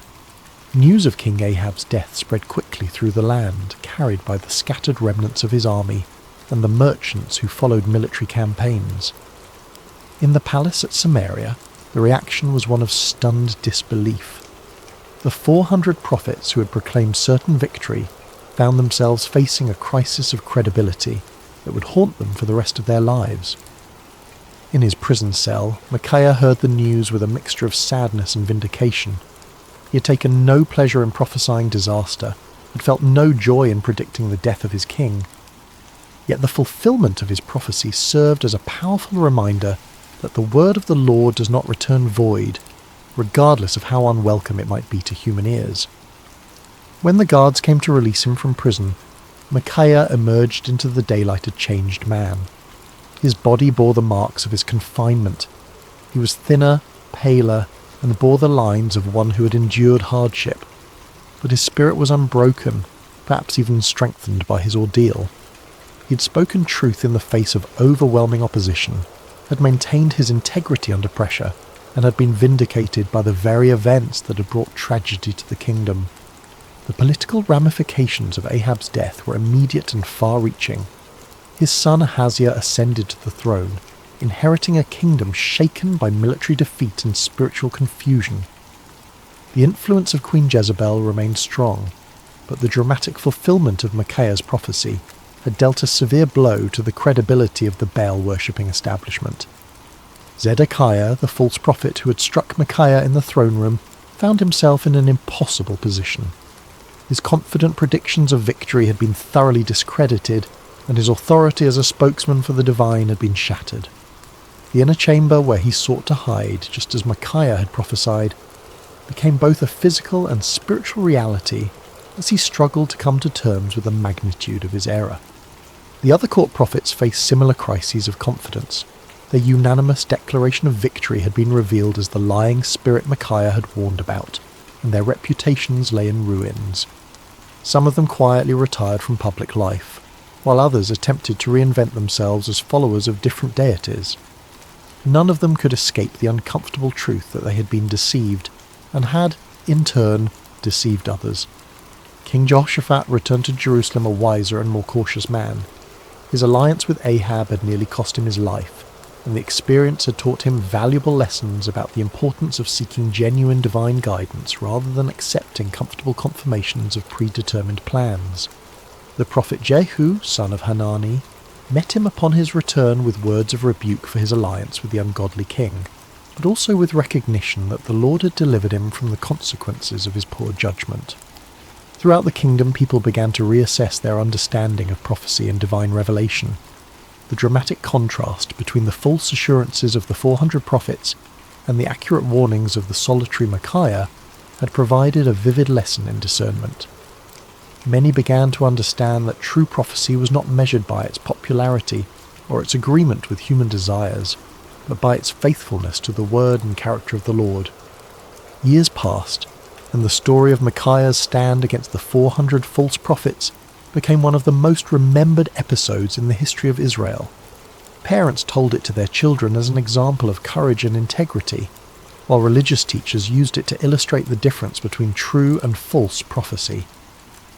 The tale grew in significance with each telling, not because it was embellished, but because its lessons proved to be timeless and universal. The first and most obvious lesson was about the cost of speaking truth. Micaiah had paid a heavy price for his faithfulness: imprisonment, isolation, and the hostility of the powerful. Yet his willingness to endure these hardships had ultimately served a greater purpose, preserving the integrity of prophetic ministry and providing a clear example of what it meant to fear God rather than man. His story became a source of encouragement for future generations of prophets and faithful believers who found themselves standing alone against popular opinion. The second lesson concerned the danger of groupthink and manufactured consensus. The 400 prophets had created an impressive display of unanimity, but their agreement had been based on political expediency rather than divine revelation. Their story served as a warning about the seductive power of majority opinion and the importance of seeking truth, even when it contradicted popular sentiment.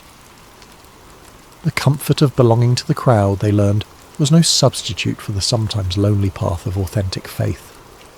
The third lesson was perhaps the most theologically complex: the reality that God sometimes allows deception as a form of judgment. The lying spirit that had influenced the false prophets was not an independent force, but an instrument of divine justice, permitted by the Lord as part of his sovereign plan. This aspect of the story forced believers to grapple with difficult questions about the nature of divine sovereignty and human responsibility, helping them develop a more mature understanding of how God works in the world. The fourth lesson focused on the importance of discernment in spiritual matters. King Jehoshaphat's initial uneasiness with the 400 prophets had been a manifestation of spiritual discernment, a recognition that something was amiss despite the impressive display of consensus. His request for a prophet of the Lord had demonstrated the value of seeking authentic divine guidance, rather than accepting convenient confirmations of predetermined plans. The fifth lesson was about the ultimate futility of human schemes when they oppose divine purposes. King Ahab's elaborate disguise had been a clever attempt to circumvent prophecy through human ingenuity, but it had proven utterly useless against the sovereign will of the Lord. The random arrow that found its mark had served as a powerful reminder that God's purposes will be accomplished regardless of human attempts to thwart them. As the years passed and the kingdom of Israel continued its spiritual decline, the story of Micaiah took on additional significance. It became a benchmark against which other prophets and prophecies were measured, a reminder of what authentic faithfulness looked like in the face of opposition. When Elijah stood alone against the prophets of Baal on Mount Carmel, people remembered Micaiah's solitary stand. When Jeremiah faced persecution for his unpopular messages, the example of Micaiah's courage provided encouragement and precedent. The story also served as a cautionary tale for those in positions of authority. King Ahab's admission that he hated Micaiah because the prophet never spoke favourably about him had revealed the dangerous tendency of leaders to surround themselves with yes men rather than truthful counsellors. Future kings and officials who heard the story were challenged to examine their own relationships with advisors and to consider whether they were seeking truth or merely confirmation of their existing beliefs.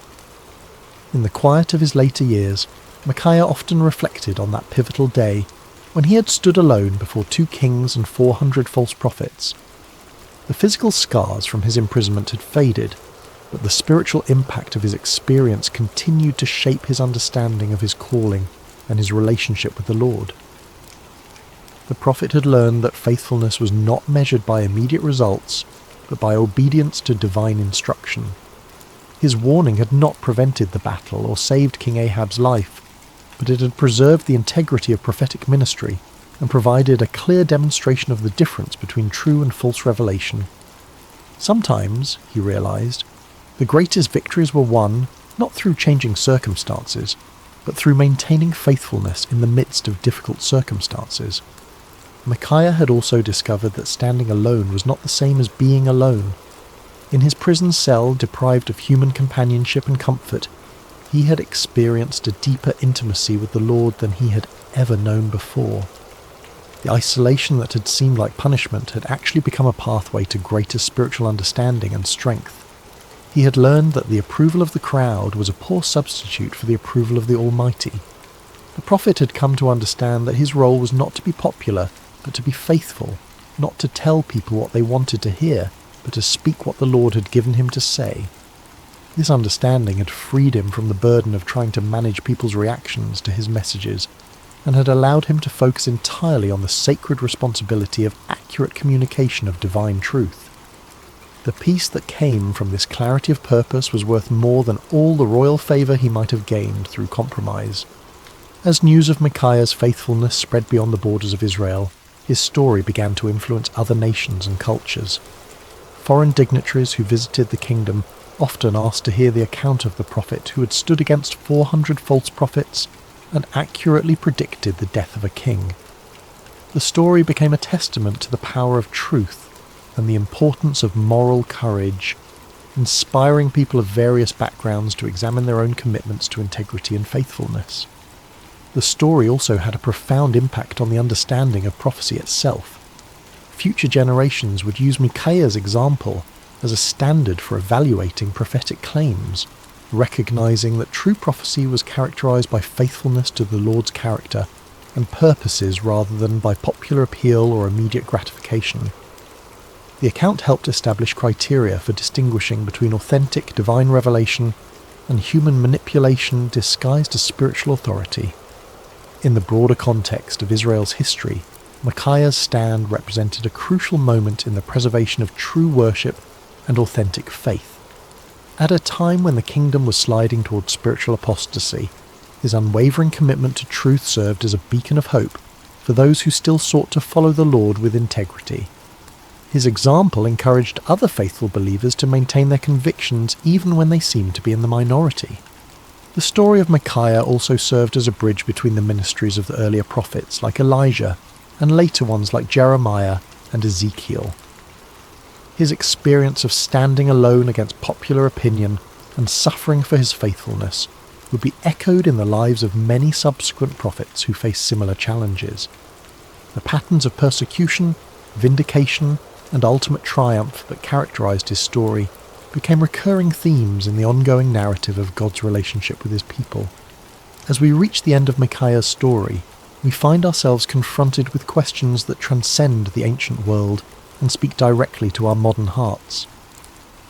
In an age of social media echo chambers and manufactured consensus, the prophet's example challenges us to examine our own commitment to truth and our willingness to stand alone when necessary. The 400 false prophets of Micaiah's day have their counterparts in every generation. Those who tell us what we want to hear rather than what we need to hear, who offer comfortable lies instead of challenging truths. The temptation to join the crowd, to find safety in numbers, to seek approval rather than accuracy, remains as strong today as it was in ancient Israel. Micaiah's courage reminds us that faithfulness is not a group activity, but an individual responsibility. Each of us must decide whether we will speak truth or remain silent, whether we will stand for what is right or compromise for what is convenient. The prophet's example shows us that the path of integrity is often lonely, but it is never walked alone by those who trust in the Lord. The story also challenges us to examine our own relationship with authority and our tendency to surround ourselves with people who confirm our existing beliefs rather than challenging us to grow. Like King Ahab, we may find ourselves preferring the comfort of familiar lies to the discomfort of unfamiliar truths. Micaiah's example calls us to seek out voices that speak with authenticity, rather than those that merely echo our own opinions. Perhaps most importantly, the story of Micaiah reminds us that truth has a way of prevailing in the end, even when it seems overwhelmed by opposition. The prophet's vindication did not come immediately, and it came at great personal cost, but it came nonetheless. His example encourages us to trust in the ultimate triumph of truth, and to remain faithful even when the outcome is uncertain. In our own lives, we may face moments when we are called to be like Micaiah, to stand alone against popular opinion, to speak uncomfortable truths, to choose faithfulness over favour. When those moments come, may we remember the forgotten prophet who found his courage not in the approval of men, but in the approval of his God. The story of Micaiah teaches us that true strength is not found in numbers, but in conviction, that real courage is not the absence of fear, but the willingness to do what is right despite our fears, and that lasting victory comes not from avoiding conflict, but from maintaining integrity in the midst of it. As you close your eyes tonight and drift towards sleep, may you carry with you the quiet courage of Micaiah, the man who dared to stand alone because he knew he was not truly alone. May his example inspire you to speak truth with love, to stand for what is right with humility, and to trust in the ultimate triumph of God's purposes even when the immediate circumstances seem overwhelming. In a world that often rewards conformity and punishes authenticity, may you find the strength to be like Micaiah, faithful, courageous, and true. For in the end, it is not the approval of the crowd that matters, but the approval of the one who sees all hearts and knows all truths. The forgotten prophet's story ends, but its echo continues in every heart that chooses truth over comfort, courage over convenience, and faithfulness over favour. May that echo sound clearly in your own life, guiding you toward the kind of integrity that leaves a lasting legacy long after the voices of the crowd have faded into silence. Rest well, dear friends, and may your dreams be filled with the peace that comes from knowing you serve a God who honours faithfulness, rewards courage, and never abandons those who trust in him. The story of Micaiah reminds us that in God's kingdom, standing alone with truth is always better than standing with the crowd in deception. Sleep peacefully, knowing that like Micaiah, you're never truly alone when you walk in the light of divine truth. Hello dear friends, and welcome to Sacred Slumber. Before we begin tonight's story, I'd love to know, how has your day been? Whether it's evening where you are, or perhaps the middle of the night, or even early morning on the other side of the world, you're so welcome here. What time is it in your corner of the world right now? And where are you listening from tonight? Whether you're in a bustling city or a quiet countryside, in the mountains or by the ocean, you belong in this peaceful space we're creating together. If this is your first time with us, welcome to our community of seekers finding rest in ancient wisdom. And if you're returning, thank you for being part of this journey. Don't forget to subscribe to Sacred Slumber so you never miss these moments of peace and reflection that we share together. Now let's settle in as we travel back to ancient Israel, to a time of prophets and miracles, to discover a story about trust, provision, and the surprising ways that hope can multiply in our darkest hours. The morning sun cast long shadows across the dusty village streets, but Miriam barely noticed its warmth. She stood in the doorway of her small stone house, watching her 2 young sons sleep on their woven mats, their faces peaceful in the golden light. For a moment she allowed herself to pretend that everything was as it had been before the illness took her husband, before the debts mounted like stones upon her chest, before the collectors began their visits with increasingly stern voices and hardening faces. But pretending was a luxury she could no longer afford. The sound of approaching footsteps made her stomach clench with familiar dread. She knew that measured pace, those heavy sandals against the packed earth. The debt collectors had returned, and this time she knew they would not leave empty-handed.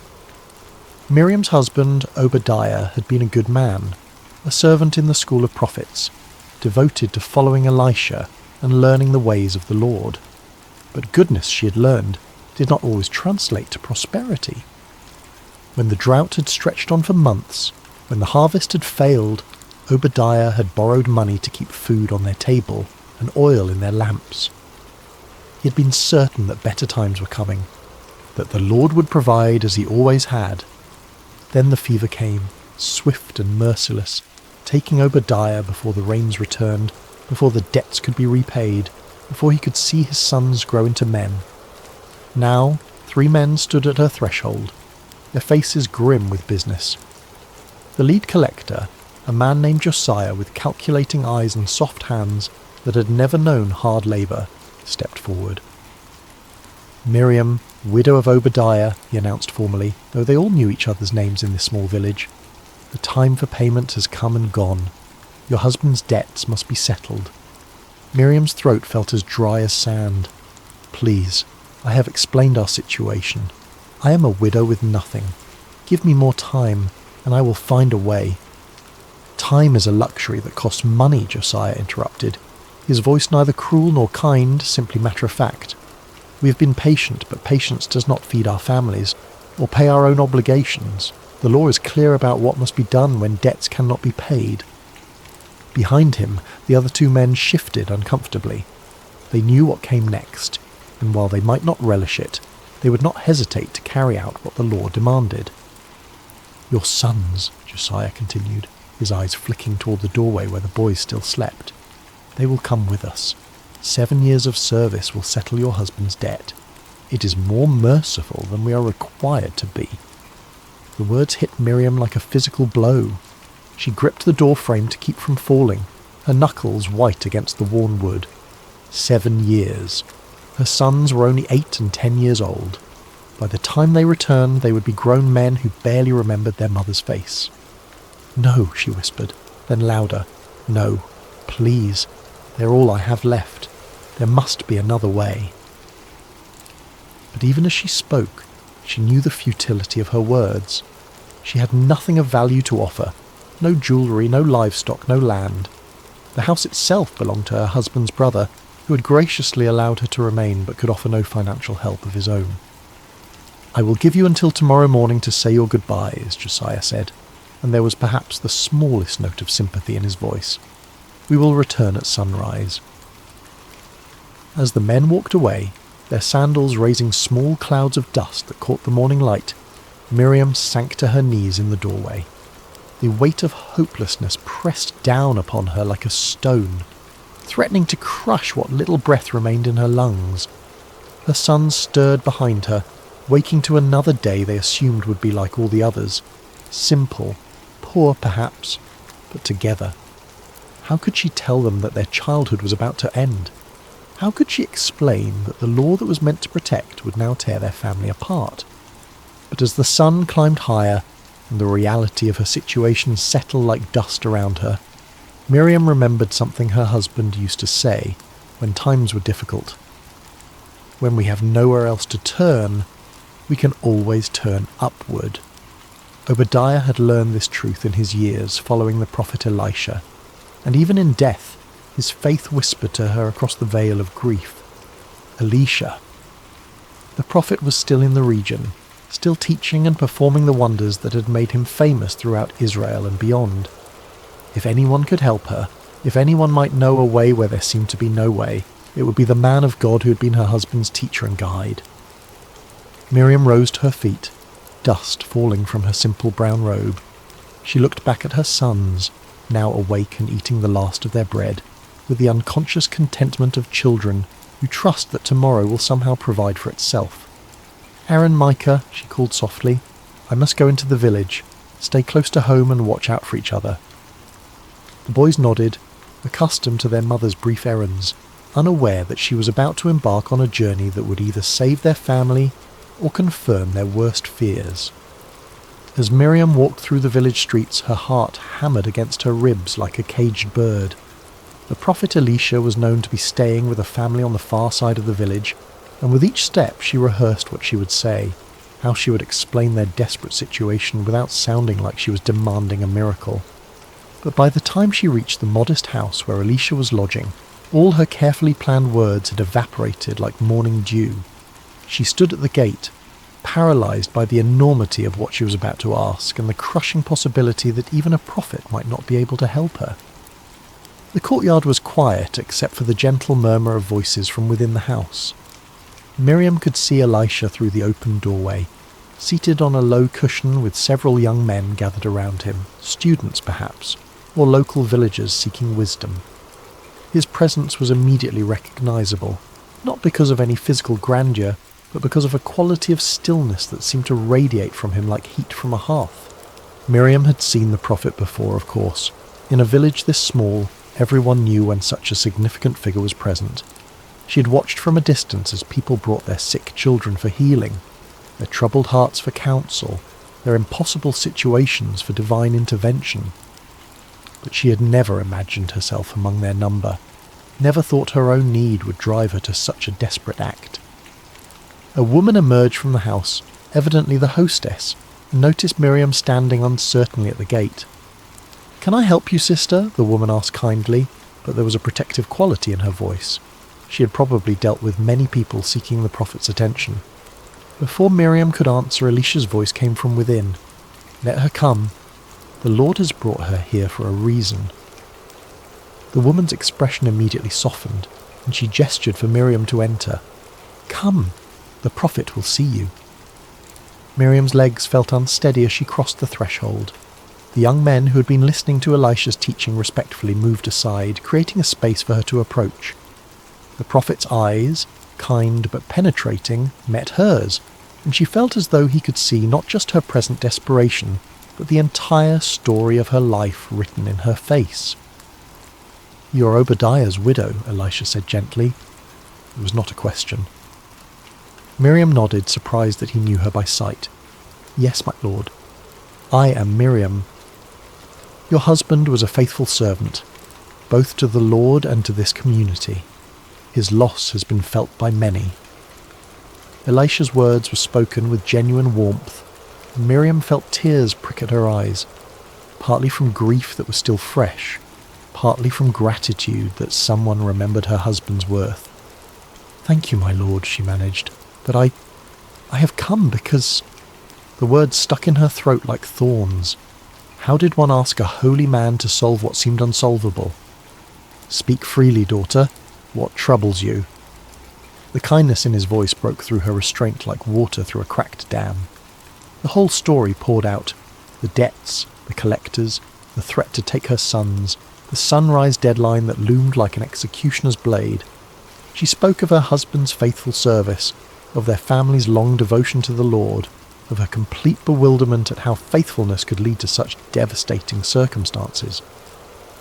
When she finished, the courtyard was silent except for the distant sound of children playing in another street, a sound that reminded Miriam acutely of what she stood to lose.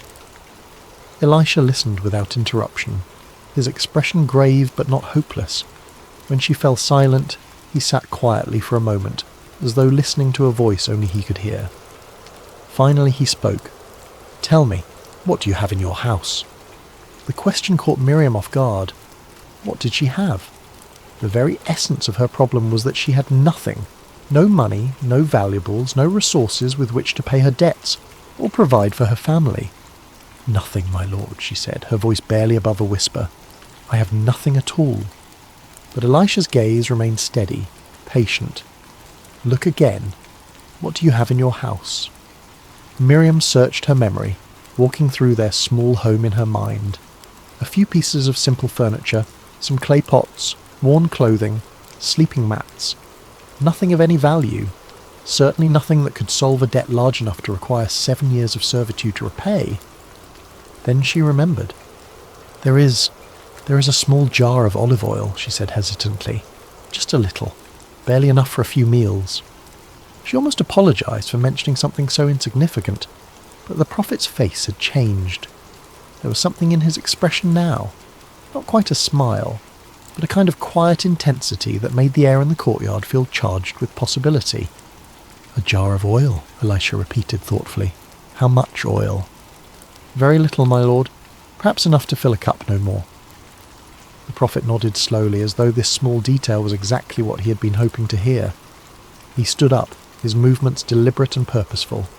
Here is what you must do, he said, his voice carrying the authority of someone who spoke not just his own words, but those of the Almighty. Go to all your neighbours, not just the ones nearby, but throughout the village. Ask them to lend you their empty jars and vessels. Don't ask for just a few. Collect as many as you can carry. Miriam blinked in confusion. Empty jars? What good would empty vessels do when her problem was that she had nothing to fill them with? I don't understand, my lord. If I had oil to fill jars, I would not be in this position. Understanding comes after obedience, not before, Elisha said, but his tone was gentle, not reproving. Trust in the Lord's provision, even when his ways seem strange to our human reasoning. He continued with his instructions. When you have gathered the empty vessels, go into your house with your sons. Close the door. This miracle is not for the curious eyes of the neighbours, but for the desperate faith of a mother. Then take your small jar of oil and begin to pour. Pour into what, my lord? Into the empty jars. Pour until they are full. The instructions seemed impossible, even absurd. How could she pour from a nearly empty jar into multiple vessels? The physical laws that governed their world simply didn't work that way. But as Miriam looked into the prophet's eyes, she saw something that gave her pause. Not madness, not delusion, but absolute certainty. This was a man who had seen the impossible become routine, who had learned to expect miracles the way others expected sunrise. Do you trust me? Elisha asked simply. Miriam thought of her sons, sleeping peacefully this morning while she faced the possibility of never tucking them in again. She thought of her husband's faith, unwavering even in illness, even in poverty, even at the end. She thought of the alternative, doing nothing, accepting defeat, watching her children be led away at sunrise. Yes, my lord, I trust you. Then go. The Lord will not fail you. As Miriam prepared to leave, one of the young men who had been listening spoke up. Master, shouldn't we accompany her? Help her carry the vessels. But Elisha shook his head. This work must be hers alone. Faith cannot be borrowed or carried by another. It must be exercised by the one who needs the miracle. Walking back through the village streets, Miriam felt as though she were in a dream, or perhaps more accurately, as though she had just awakened from the nightmare of the past few months into a reality where impossible things might be possible. The prophet's instructions echoed in her mind. Collect empty jars, as many as possible, then pour from her nearly empty vessel into them. It made no earthly sense. But then again, neither did most of the stories she had heard about Elisha and his master Elijah before him. Prophets who had called down fire from heaven, raised the dead, and fed multitudes with meagre supplies. Perhaps the very impossibility of the instruction was itself a sign that she was about to witness something beyond the natural order. Her first stop was at the house of her neighbour Sarah, an elderly woman who had been kind to Miriam since Obadiah's death, often sharing vegetables from her garden when she had none to spare. Sarah, Miriam called softly at the gate, may I speak with you? The older woman emerged, wiping flour from her hands on her apron. Of course, child. You look different somehow. Is everything well? Miriam almost laughed at the question.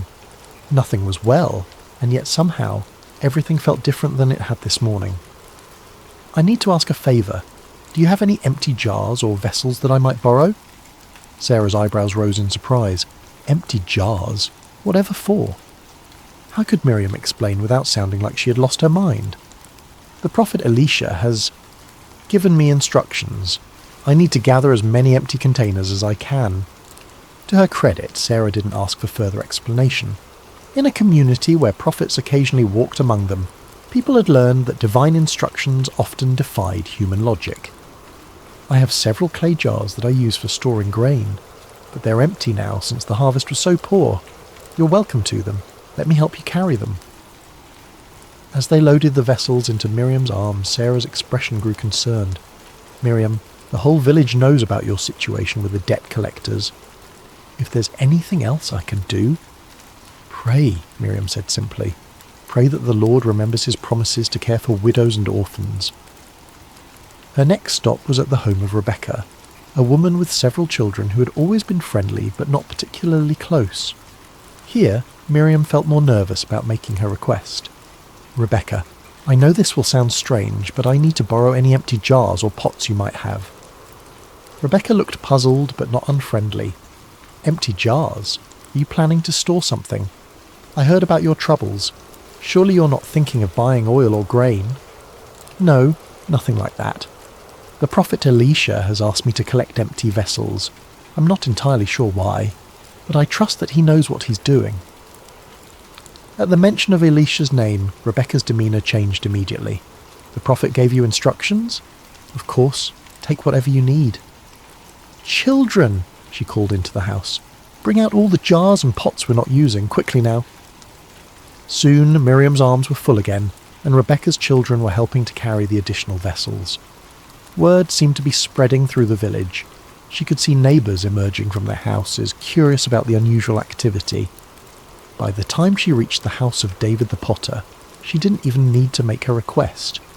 He was already waiting with an armload of clay vessels, not his finest work, but good serviceable jars in various sizes. "I heard you were collecting empties on the prophet's instructions," he said with a grin. "I've got plenty of these. Consider it my contribution to whatever miracle is about to happen." "You really think there will be a miracle?" Miriam asked, suddenly feeling the weight of what she was attempting. So many people were now involved, so many witnesses to what would either be a tremendous demonstration of God's power or a devastating display of her own foolishness. David's expression grew serious. "I've lived in this village for 40 years, and I've seen 3 different prophets pass through. Not once have I seen one of them give instructions that didn't lead to something remarkable. The real question isn't whether there will be a miracle, it's whether we'll have enough faith to receive it." As Miriam continued through the village, she was amazed by the response. People she barely knew were offering their vessels, and those who had no jars to spare were spreading the word to others who might. Children ran ahead of her, announcing to each household what was needed. Even some of the village elders, usually stern and cautious about anything that disrupted the normal order, were nodding their approval and contributing what they could. By mid-afternoon, Miriam's small house was surrounded by more clay vessels than she had ever seen in one place. There were large storage jars that could hold enough oil for a family for months, medium-sized pitchers perfect for daily use, and small vessels suitable for lamps and cooking. Some were beautifully crafted, others rough and practical. Some were new, others showed the wear of years of faithful service. Her sons, Aaron and Micah, had awakened to find their home transformed into something resembling a pottery merchant's stall. They helped carry the vessels inside, their eyes wide with excitement and confusion. "Mother, what are all these for?" Aaron asked. At 10, he was old enough to sense that something significant was happening, but young enough to find it more exciting than frightening. "We're going to fill them," Miriam said, the words sounding even stranger when spoken aloud to her children. "Fill them with what?" 8-year-old Micah wanted to know. Miriam looked at the small jar of oil sitting on their simple wooden table, the same jar she had mentioned to the prophet, containing perhaps a cup's worth of precious olive oil. It looked impossibly small, surrounded by all the empty vessels now crowding their one-room home. "With oil," she said, and saw her sons exchange the kind of look children give when they're certain their parent has said something that makes no sense but are too polite to argue. As the sun began to sink toward the horizon, painting the sky in shades of orange and gold, Miriam stood in her doorway one last time before following the prophet's final instruction. The village around her looked the same as it had this morning, but everything had changed. This morning she'd been a desperate woman with no options. Now she stood on the threshold of either a miracle or a disaster. But at least she was no longer passive in the face of her circumstances. She could see a few neighbours lingering in their own doorways, clearly curious about what would happen next. News of the prophet's instructions had spread throughout the village, and while no one was bold enough to ask for details, there was a sense of anticipation in the air, as though the entire community was holding its breath. Tomorrow morning the debt collectors would return, expecting to claim her sons, but tonight belonged to faith, to the impossible, to the hope that a God who had parted seas and raised the dead might still care about one widow's desperate prayer. "Come, boys," she said, stepping back inside their small home. "It's time to close the door." The interior of their small house felt different with the door closed and the outside world shut away. The late afternoon light filtered through the single window, casting long shadows among the collection of empty vessels that now filled nearly every available space. Aaron and Micah stood close to their mother, sensing that they were about to witness something extraordinary, though they couldn't possibly understand what. Miriam picked up the small jar of oil with hands that trembled slightly, not from fear now, but from anticipation. The prophet had been so certain, so confident in his instructions. But looking at the meagre amount of oil in her jar compared to the dozens of empty vessels surrounding them, she felt the weight of impossibility settling over her like a heavy cloak. "Mother," Aaron said quietly, "how can we fill all these jars with so little oil?" It was the question that had been echoing in her own mind, but hearing it from her son's lips made her realise that this moment was about more than just solving their financial crisis. Her children were watching, learning what it meant to trust when trust seemed foolish, to obey when obedience seemed pointless, to hope when hope seemed dead. "I don't know how, my son," she said honestly, "but the prophet told us to pour, so we will pour. Sometimes we must act on faith before we understand the reason." She moved to the largest jar first, a beautiful vessel that David the potter had contributed, large enough to hold oil for several months. As she lifted her small jar and positioned it over the opening, she whispered a prayer. "Lord God of Israel, you who cared for the widow of Zarephath in the days of Elijah, remember your servant and his children." The oil began to flow. At first it seemed natural. The golden liquid poured from her jar into the larger vessel with the normal splash and gurgle of any liquid being transferred. But as seconds passed, then minutes, Miriam realised that something impossible was happening. The oil continued to flow, steady and smooth, and yet when she looked at her own jar, it appeared as full as when she had started. "Mother," Micah whispered, his young voice filled with awe, "it's still coming." The first large jar filled completely, rich golden oil reaching its brim. Miriam looked at her own vessel, still full. Her hands began to shake, not with fear now, but with the overwhelming realization that she was witnessing the divine intervention of the God of Abraham, Isaac, and Jacob. "Bring me another jar," she said, her voice barely steady. Aaron quickly positioned a medium-sized pitcher beside her, and Miriam continued to pour. Again the oil flowed freely, filling the second vessel completely, while her own jar remained miraculously replenished. "Another," she said, and now her voice carried a note of growing excitement. Micah dragged over a small storage jar, and the process repeated. The oil flowed, the vessel filled, and still her small jar remained full to the brim. As they continued, a rhythm developed. The boys would position each new vessel, Miriam would pour until it was full, then they would move it aside and bring the next one. With each jar they filled, their excitement grew, and what had begun as nervous obedience transformed into joyful celebration. "It's not stopping," Aaron laughed, no longer trying to whisper in the presence of miracle. "Mother, it's really not stopping." Miriam found herself laughing too, tears of relief and wonder streaming down her face as she poured jar after jar. The oil continued to flow, inexhaustible, impossible, absolutely real.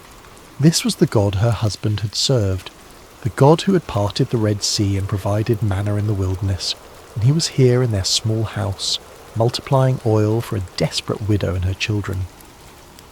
The sun set completely as they worked, and Aaron lit their oil lamp, using oil from one of the newly filled jars. The warm light danced across the growing collection of filled vessels, each one a testament to divine provision, each one a step away from the disaster that had threatened to destroy their family.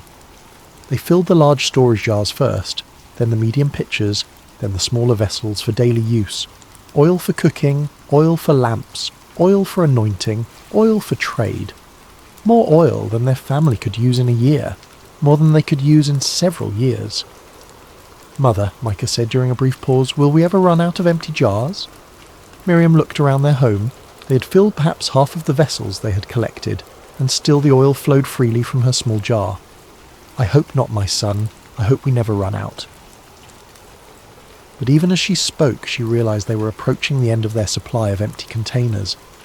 Only a handful of vessels remained unfilled, the smallest ones suitable for perfumes and medicines. As she filled the second-to-last jar, a delicate little vessel that Rebecca had contributed, Miriam felt a change. The oil still flowed, but there was something different in its quality, as though it was beginning to recognize that its work was nearly complete. She reached for the final jar, the smallest one in the collection, barely large enough to hold oil for a single lamp.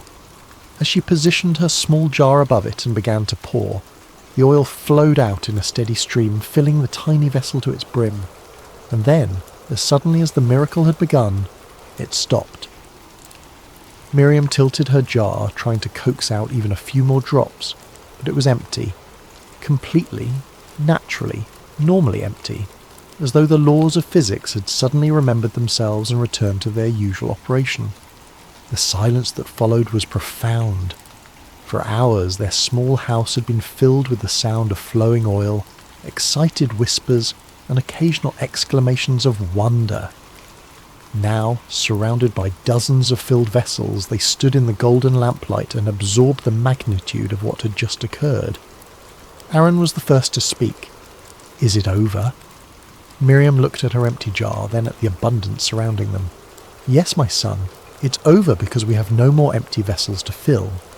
"What does that mean?" Micah asked. Before Miriam could answer, she remembered something the prophet had implied in his instructions. The miracle was not limited by the amount of oil God could provide, but by the amount of faith they could exercise, represented by the number of empty vessels they had been able to gather. "It means," she said slowly, understanding dawning on her like sunrise, "that God's provision is only limited by our capacity to receive it. If we had gathered 100 jars, he would have filled 100 jars. If we had gathered 1,000... The implications took her breath away. They had gathered many vessels, yes, but now she wondered, could they have gathered more? Had their own limited vision constrained the miracle? It was a question that would follow her for the rest of her life, a reminder to always ask for more, expect more, prepare for more when seeking God's intervention. But such thoughts were for later reflection. Tonight, surrounded by the tangible evidence of divine love and provision, there was only gratitude and wonder. "Tomorrow," she told her sons as they prepared for sleep among the filled vessels, "we will go to the prophet and then to the marketplace. We will sell this oil, pay our debts, and secure our future." As her boys settled onto their sleeping mats, their faces glowing with excitement and the security of knowing they would not be taken away, Miriam sat beside the window and looked out at the village where she had lived her entire life. Tomorrow she would no longer be known as the desperate widow who had nothing. She would be the woman whom God had remembered, the mother whose children had been saved, the recipient of a miracle that would be told and retold for generations. But tonight she was simply a woman who had learned that emptiness was not the absence of provision, but the presence of possibility, and that sometimes the most important thing you can bring to God is not what you have, but what you lack. The oil lamps flickered gently in the darkness, fueled by the miracle oil casting dancing shadows on the walls of their transformed home, and in the quiet of the night, Miriam whispered prayers of thanksgiving to the God who multiplies hope in the hands of those who dare to pour out their faith. one empty jar at a time. Morning came with a gentle golden light that seemed especially bright as it streamed through the window of their small house. Miriam awakened to a sight that confirmed the previous evening had not been a dream. Dozens of clay vessels filled with rich golden olive oil crowded every surface and corner of their home. Aaron and Micah were already awake, sitting among the jars with expressions of continued amazement, as though they expected the oil to disappear with the sunrise. "It's still here," Aaron said wonderingly. "All of it." "Did you think it wouldn't be?" Miriam asked, though she understood his disbelief. Miracles had a quality of unreality about them, even to those who experienced them directly. "I dreamed about it," Micah said. "I dreamed that we were pouring oil forever and ever, and there were jars as tall as trees, and the oil turned into rivers that flowed through the whole village." Miriam smiled at her younger son's imagination, but then paused to consider his words. In a way, wasn't that exactly what had happened? The oil had flowed beyond their immediate need, beyond their ability to contain it all, beyond what seemed possible in their small, constrained world. A knock at their door interrupted her thoughts. Through the window she could see the familiar figure of Elisha standing in their courtyard, his presence as calm and assured as it had been the day before. "The prophet," Aaron whispered excitedly. Miriam quickly adjusted her headscarf and opened the door, her heart racing with anticipation and gratitude. "My lord," she said, bowing respectfully, "please, come in and see what the Lord has done." Elisha entered their transformed home, his eyes taking in the abundance with what appeared to be satisfaction, but not surprise. This was clearly not the first time he had witnessed the Lord's provision in response to desperate faith. "It is well," he said simply, then looked directly at Miriam. "Tell me what happened." Though he had given the instructions and surely knew what to expect, Miriam realized he wanted to hear her testimony, to let her put into words the miracle she had experienced. So she told him everything: the gathering of vessels, the closing of the door, the first hesitant pour, the growing amazement as jar after jar filled with oil that seemed to come from an inexhaustible source. "We filled every vessel we had collected," she concluded. "When the last jar was full, the oil stopped flowing." Elisha nodded thoughtfully. "And what do you understand from this?" The question surprised her. She had expected congratulations, perhaps instructions for what to do next, but not an examination of her theological understanding. I understand that the Lord remembers his promises to care for widows and orphans," she said slowly, "and that his provision is beyond what we can imagine or contain." "Yes," Elisha agreed. "And what else?" Miriam thought about the experience, about the rhythm of pouring and filling, about the moment when the oil finally stopped. "The miracle was limited only by our preparation," she said, with growing insight. "If we had gathered more vessels—" "The oil would have continued to flow," Elisha confirmed. "God's provision is not constrained by scarcity, but by our capacity to receive abundance. Remember this lesson, and teach it to your sons." He moved toward the door, then turned back with final instructions. "Now go. Sell the oil and pay your debts. You and your sons will live on what remains." "How much should I sell?" Miriam asked, suddenly practical concerns rushing back as she realized she had no experience as a merchant. "Take the oil to the marketplace in portions. Don't flood the market all at once, or you'll drive down the price. Sell slowly, over time, and you'll receive full value. The Lord has given you not just provision for today, but wisdom for managing tomorrow." After the prophet left, Miriam stood in her doorway watching his retreating figure until he disappeared around a corner. Then she turned back to face her transformed reality. The first practical task was obvious. She needed to begin transporting oil to the market. But first there was another matter to address. The sound of approaching footsteps made her look up. 3 familiar figures were walking down her street, the debt collectors, returning as promised at sunrise to claim her sons. But this time Miriam felt no fear, no desperate helplessness. She stood calmly in her doorway, watching their approach with something approaching pity for men who lived in a world too small to contain miracles. "Miriam," Josiah called as they drew near, "are you prepared to surrender the boys?" "I am prepared to pay the debt," she replied evenly. The three men stopped walking, clearly taken aback by her confident tone.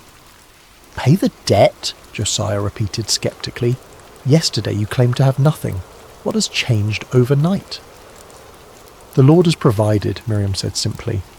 "I now have the means to settle my husband's obligations in full." She gestured toward her house, where several of the oil jars were visible through the open doorway. Olive oil of the finest quality, more than enough to cover what is owed, with plenty remaining for my family's future needs. The debt collectors exchanged glances, clearly struggling to process this unexpected development. "Where did you get oil?" one of them asked suspiciously. "You cannot simply produce valuable goods from nothing." "With the Lord, nothing is impossible," Miriam replied. "But if you doubt the quality or value, you are welcome to examine it for yourself." Josiah stepped forward and peered into the house, his eyes widening at the sight of dozens of filled vessels. He dipped his finger into the nearest jar and tasted the oil, his expression shifting from skepticism to amazement. "This is premium oil," he admitted reluctantly, "worth far more than your husband's debt." "Then we are agreed," Miriam said. "I will deliver payment to you within 3 days once I have sold sufficient oil in the marketplace." The three men departed, shaking their heads in bewilderment, leaving Miriam alone with her sons and their miraculous abundance. Over the following weeks, Miriam carefully sold portions of the oil at the market, following Elisha's wise counsel.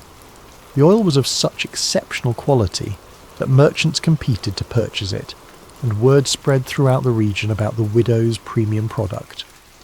True to her word, she paid her husband's debts in full within the promised time, but the oil continued to provide for their family month after month, year after year. She was able to purchase their house from Obadiah's brother, expand their small business, and ensure her sons received proper education. Aaron and Micah grew into strong, faithful men who never forgot the night they witnessed their mother pour from an empty jar and receive abundance beyond measure. They told the story to their own children and grandchildren, how God had multiplied oil in the hands of a desperate widow who dared to trust when trust seemed impossible. Years later, when Miriam was an old woman surrounded by prosperity and family, people would ask her about the secret of her success. She would always smile and say, "The miracle was not in the oil that multiplied, but in the faith that dared to pour from an empty jar. God is not limited by what we lack. He's only limited by our willingness to bring him our emptiness and trust him to fill it." And in the evenings, when the oil lamps flickered in homes throughout the village, many still burning oil that traced its origins back to that miraculous night, the people would remember that sometimes the greatest abundance comes not when our jars are full, but when we have the courage to pour from what little we have, trusting that the God who created the universe from nothing can certainly create provision from our emptiness. The widow's oil became more than a solution to debt. It became a testament to the truth that faith, like oil, multiplies when poured out in trust, and that the God who notices empty jars is the same God who delights in filling them beyond our wildest dreams. For in the end, Miriam learned the most important lesson of all. We bring our emptiness to God not as a sign of our failure, but as an invitation for his abundance. And when we dare to pour out our faith, even from the smallest jar, we discover that his provision knows no limits except those we place on our own capacity to receive. The story of the widow's oil echoed through generations, a reminder that in the hands of the Almighty, even our deepest need can become our greatest testimony to his faithfulness.